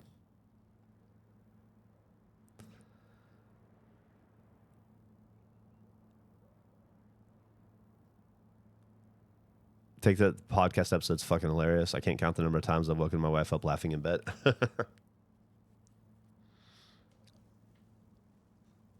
Is there, by any chance, in the bit barrel, a single piece of paper that says "go to second barrel"? I believe there is. Yeah, I think I'm gonna borrow this real fast. I think there is. I think that is one of the bits. Yeah. Go to second barrel because we have to build it, and I remember joking about it. I'm getting up like a dinky little goofy barrel. So I don't 100% know, but I'd say I'm like 94% sure that there is a go to second barrel. Have you met any NBA players through online content? Absolutely. Jared Allen was he's a big gamer, and we interacted with him a little bit. Gavin and I interacted with him a little bit on Twitter back in the day. He watched Achievement Hunter content. I don't know if he still does. I'm sure he doesn't. Well, what would he watch? Achievement Hunter doesn't exist, but you know what I mean. Outside of him, I did a video with Anthony Davis. We played maybe The Crew, some racing game. That's probably still on YouTube if you want to go look at it. I interviewed him for like a half an hour, and we just played a video game, a racing game. That was great. He was cool. He was a really chill dude. Who else?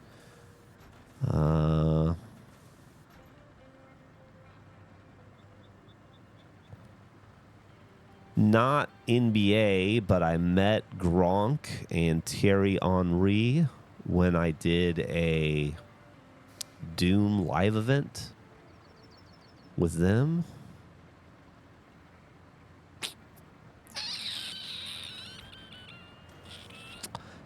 cannot think of any other instances. Hi. You going to work? You look beautiful. I love you. Have a great day. All right, I'll see you later. Bye, beautiful.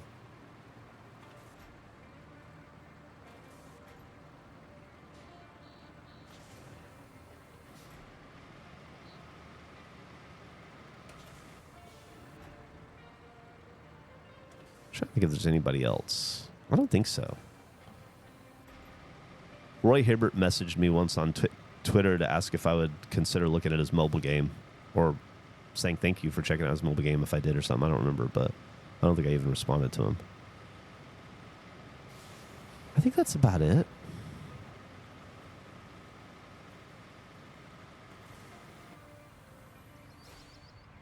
Was that to Emily or Mark? You'll never know.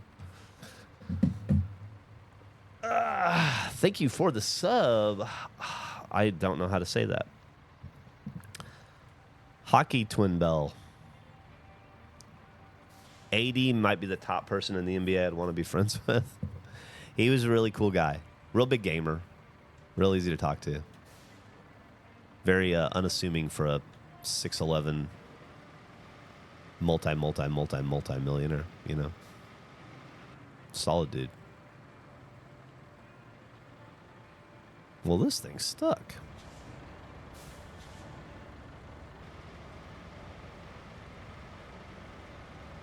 Not for long.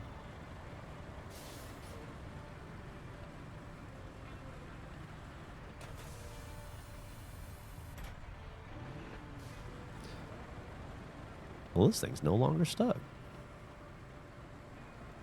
Okay. Seems like we've cleared that area up. Should be able to get through.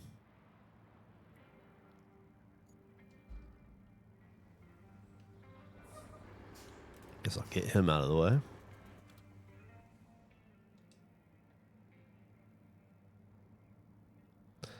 So maybe a question more appropriate for So All Right, but if you could time travel to do any live music theater performance anywhere in the world, just to be an observer and not interact with your environment or surrounding their own, where would you go and why? Oh, that's easy.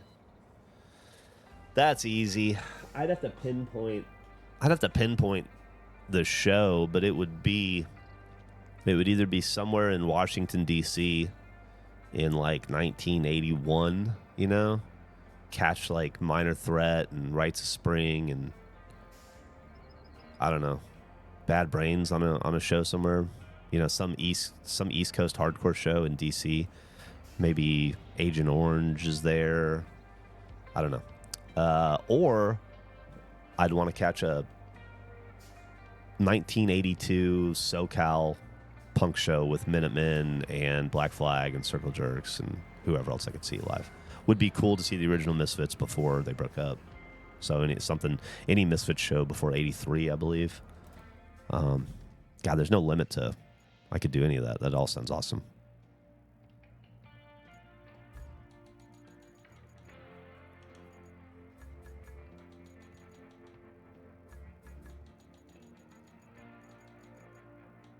How about you?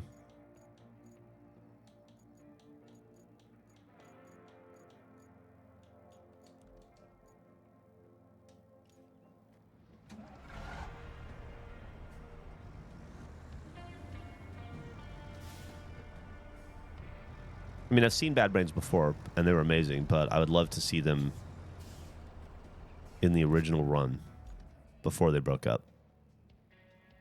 Or before HR left the band. I know he came back and everything, and they're together now, but you know what I mean. Like, in that original...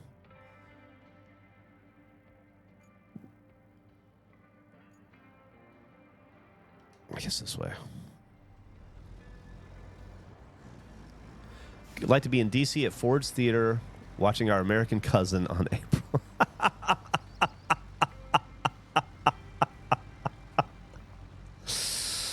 Oh, that's really funny. Not actually Irish. Yeah, that's a deep cut.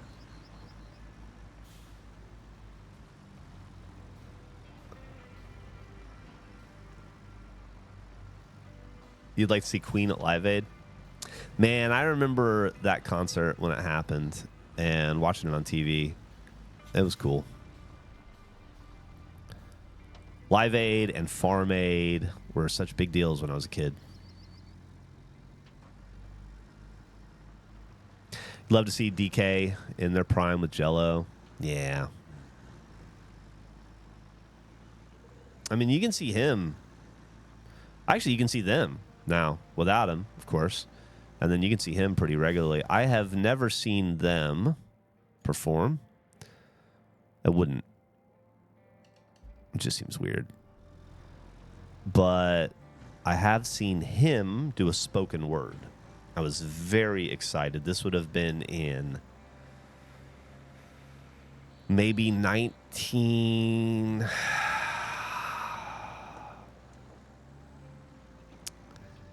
somewhere in like 97, 96, 97 maybe.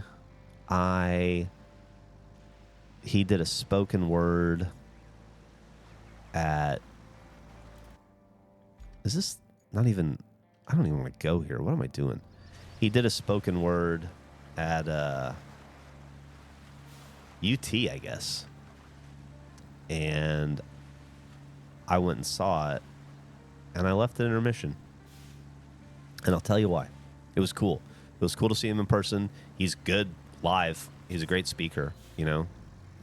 But I had an album of spoken word stuff. I think his most recent album of spoken word stuff. And then I saw him perform his spoken word, and it was like he was reading it. It was like word for word from the spoken word, which I get. But it just like something about it just seemed like he was reciting it, not expressing it. And by the time it was intermission, I was like, I got enough of that. I know I know everything he's going to say and exactly how he's going to say it and the inflection he's going to say it in and everything, because I've got the album. I can just listen to it on the way home. Of course, I was living in Killeen at the time, so I had like an hour and a half drive home. So I remember being kind of bummed, happy that I saw him, but kind of bummed just because it wasn't what I expected. I don't know what I expected. I don't know why he wouldn't just do his spoken word on his spoken word tour, but it's just something... not inauthentic's not quite the right word, but it's just something that I just didn't connect with, I guess.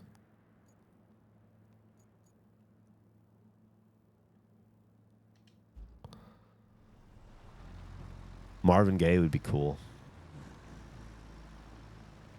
Millie's great. She's doing great. She's living her best life in her college town. She's a sophomore in college.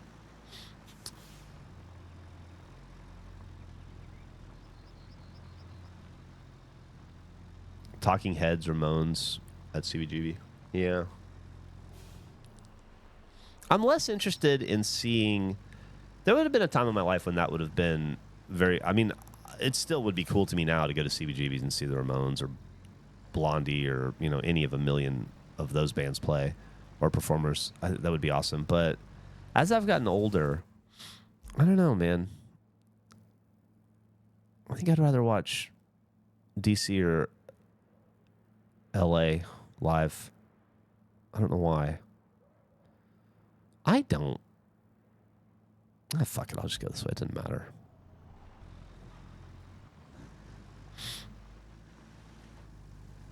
Nirvana. Thelonious Monk. No, he's not alive.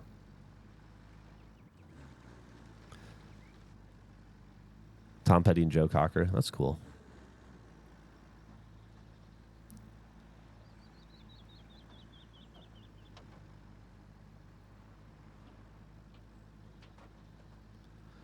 Comedians, sure. Do whatever you want. Bill Hicks would be cool. I'd like to see Richard Pryor.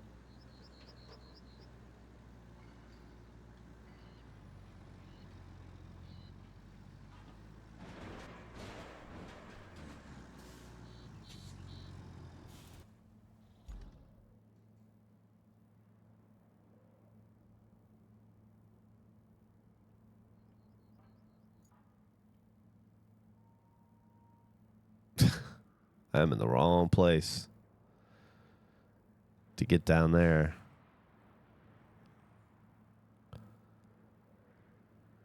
definitely went the wrong way.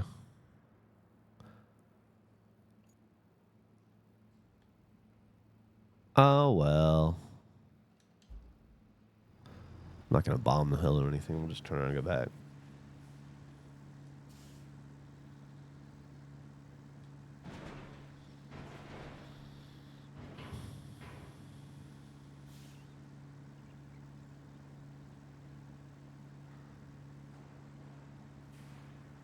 So there you go. Mark wants to go to a salsa club in the 60s or 70s. That's cool.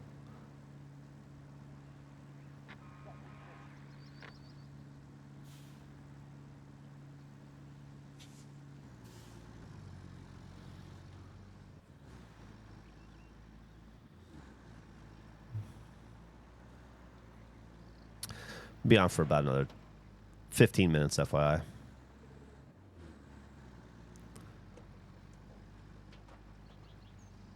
Getting close to the 2-hour mark, which means I got to go get ready and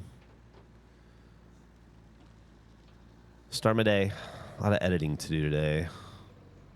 What a mess of an episode I recorded yesterday. I got to work through. Who's on my baseball?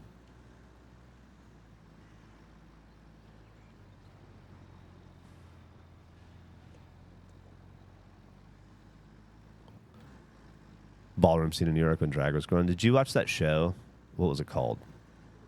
With fuck, I watched the first season of it. It was about drag in New York in the 80s. It was good, but it was intense. Kind of heartbreaking, of course.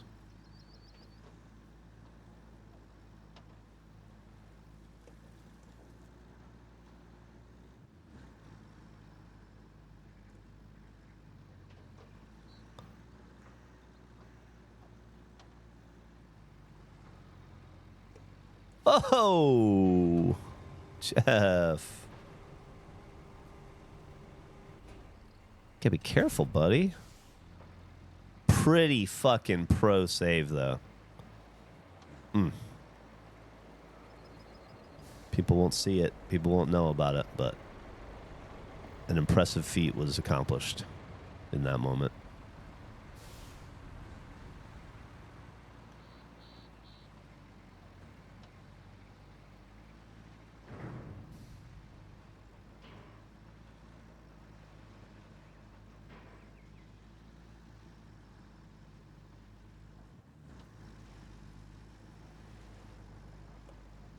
Man, this place really is a fucking wreck, huh? How's it going, buddy? You doing all right?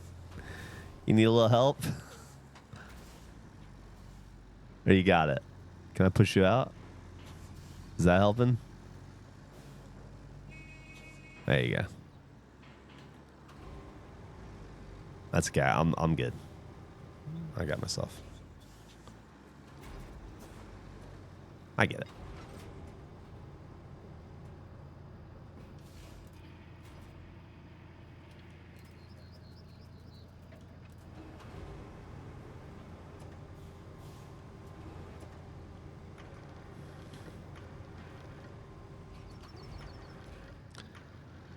Got squirrely. Boop. I can't fuck. That was ballsy, brief relief. That was really genuinely ballsy. I probably wouldn't have done that. Worked out for you, though. I'm so fucking genuinely excited for the Celtics tonight. I think this is going to be... After watching the final preseason game, which was the only one I really watched. I watched a little bit of the first and the second game, but not really much. I wasn't really paying attention.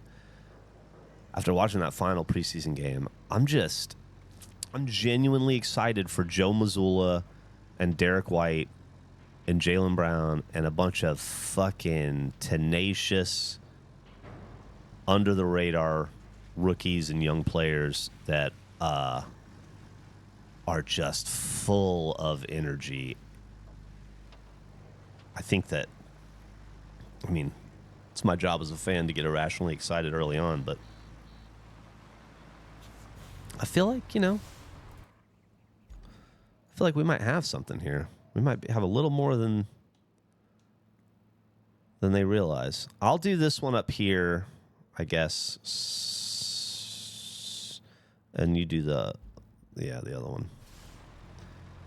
Is this the way I go for this? Yeah.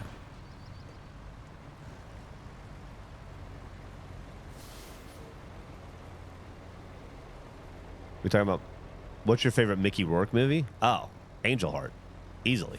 Oh no! Brief relief.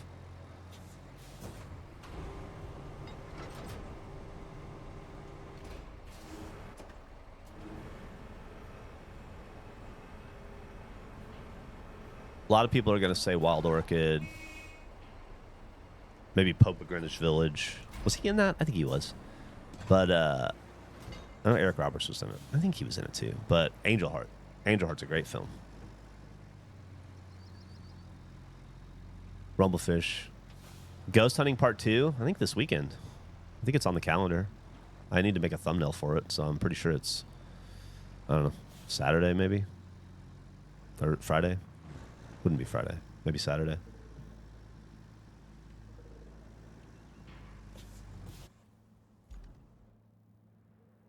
All right, so you go for that one, and I'll go this way.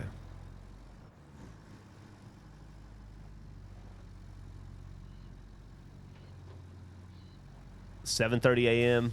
Oh, yeah. I think that the other one was somewhere in the 6 a.m. range, I want to say. Still very early.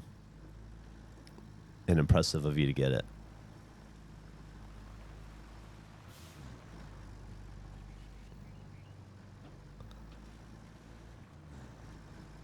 Have you thought about streaming making thumbnails? No, I've never thought about that. I don't need the world to see how bad I am at Photoshop.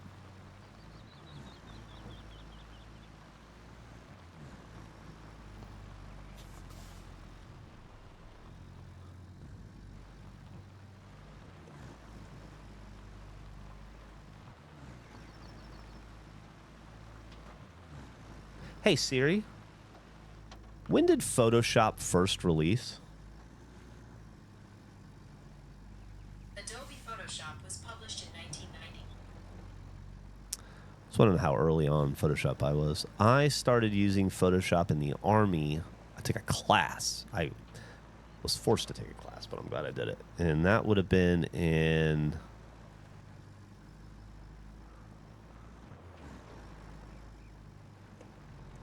1995, maybe?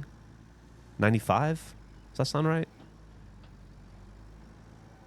Yeah. I think I learned how to use Photoshop in 1995. It has changed a lot since 1995.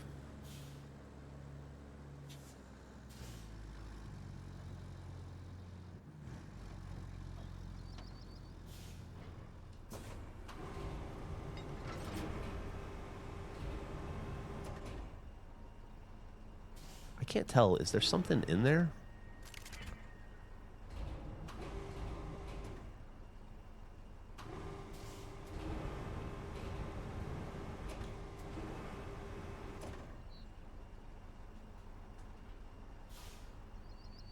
Can't tell if I need to knock something out of the way or not. It's gonna be annoying if I do. You guys didn't know Photoshop has been around since 1990? Yeah, dude. I've been using it since like 90, every day, since like probably 95, 96. Maybe not every day, but for a while there.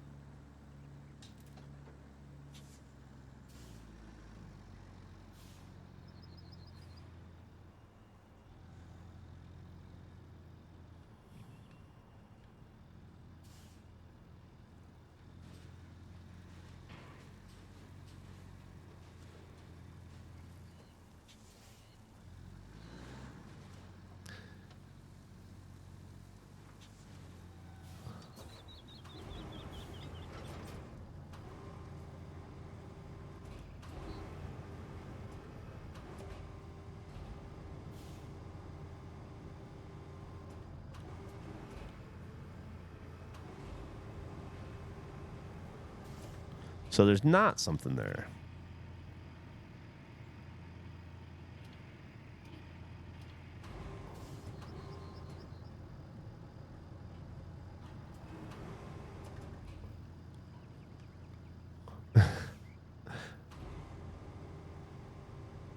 For fuck's sake.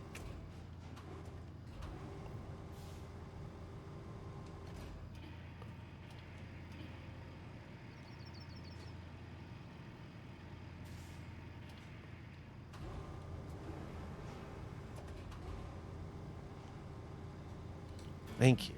Jesus. That was fucking annoying.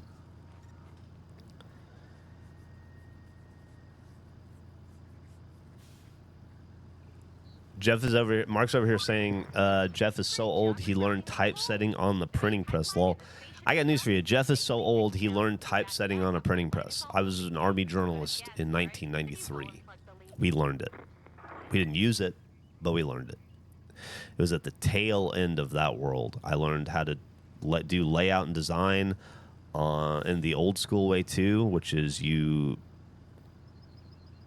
print out all of your copy and all of your photos, and you run them through this machine that makes them waxy, right? Like a layer of wax on it and flat, and then you can move them around on this giant board so that you can physically lay out and design the newspaper. I used to do all that shit. And then I graduated journalism school, and we never did any of it in the actual Army.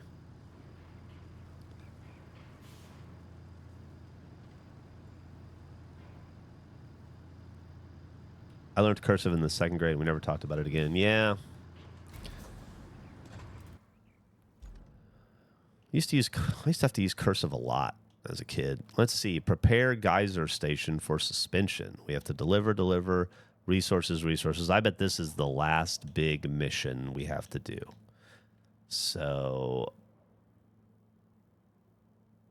I'm going to call it here. Thank you for your help today, Brief Relief. I think we're done doing work. Let's see what our percentage is. We got to be over 80. This might even be the last mission because it's a fucking beefer.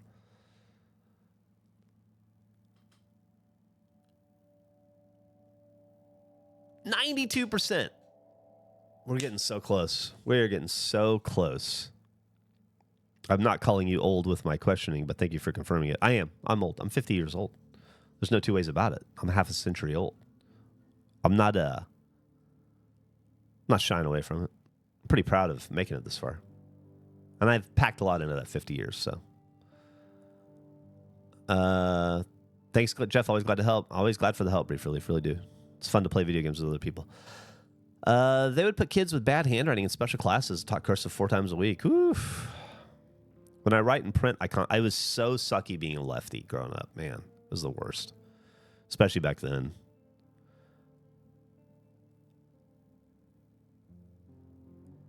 Thanks for the stream. No problem. Proud of me for still being alive, too. All right. Thank you, everybody. I will not be here tomorrow because I'm doing 2 podcasts, and I don't typically stream on Thursdays anyway. Maybe Friday, though. We'll see. Maybe over the weekend, Emily, and I'll do a surprise stream. But it was good to get back to it. Thank you for the help. Thank you for whatever that was. That was a cool noise, and I hope everybody has a fantastic day. Love you all.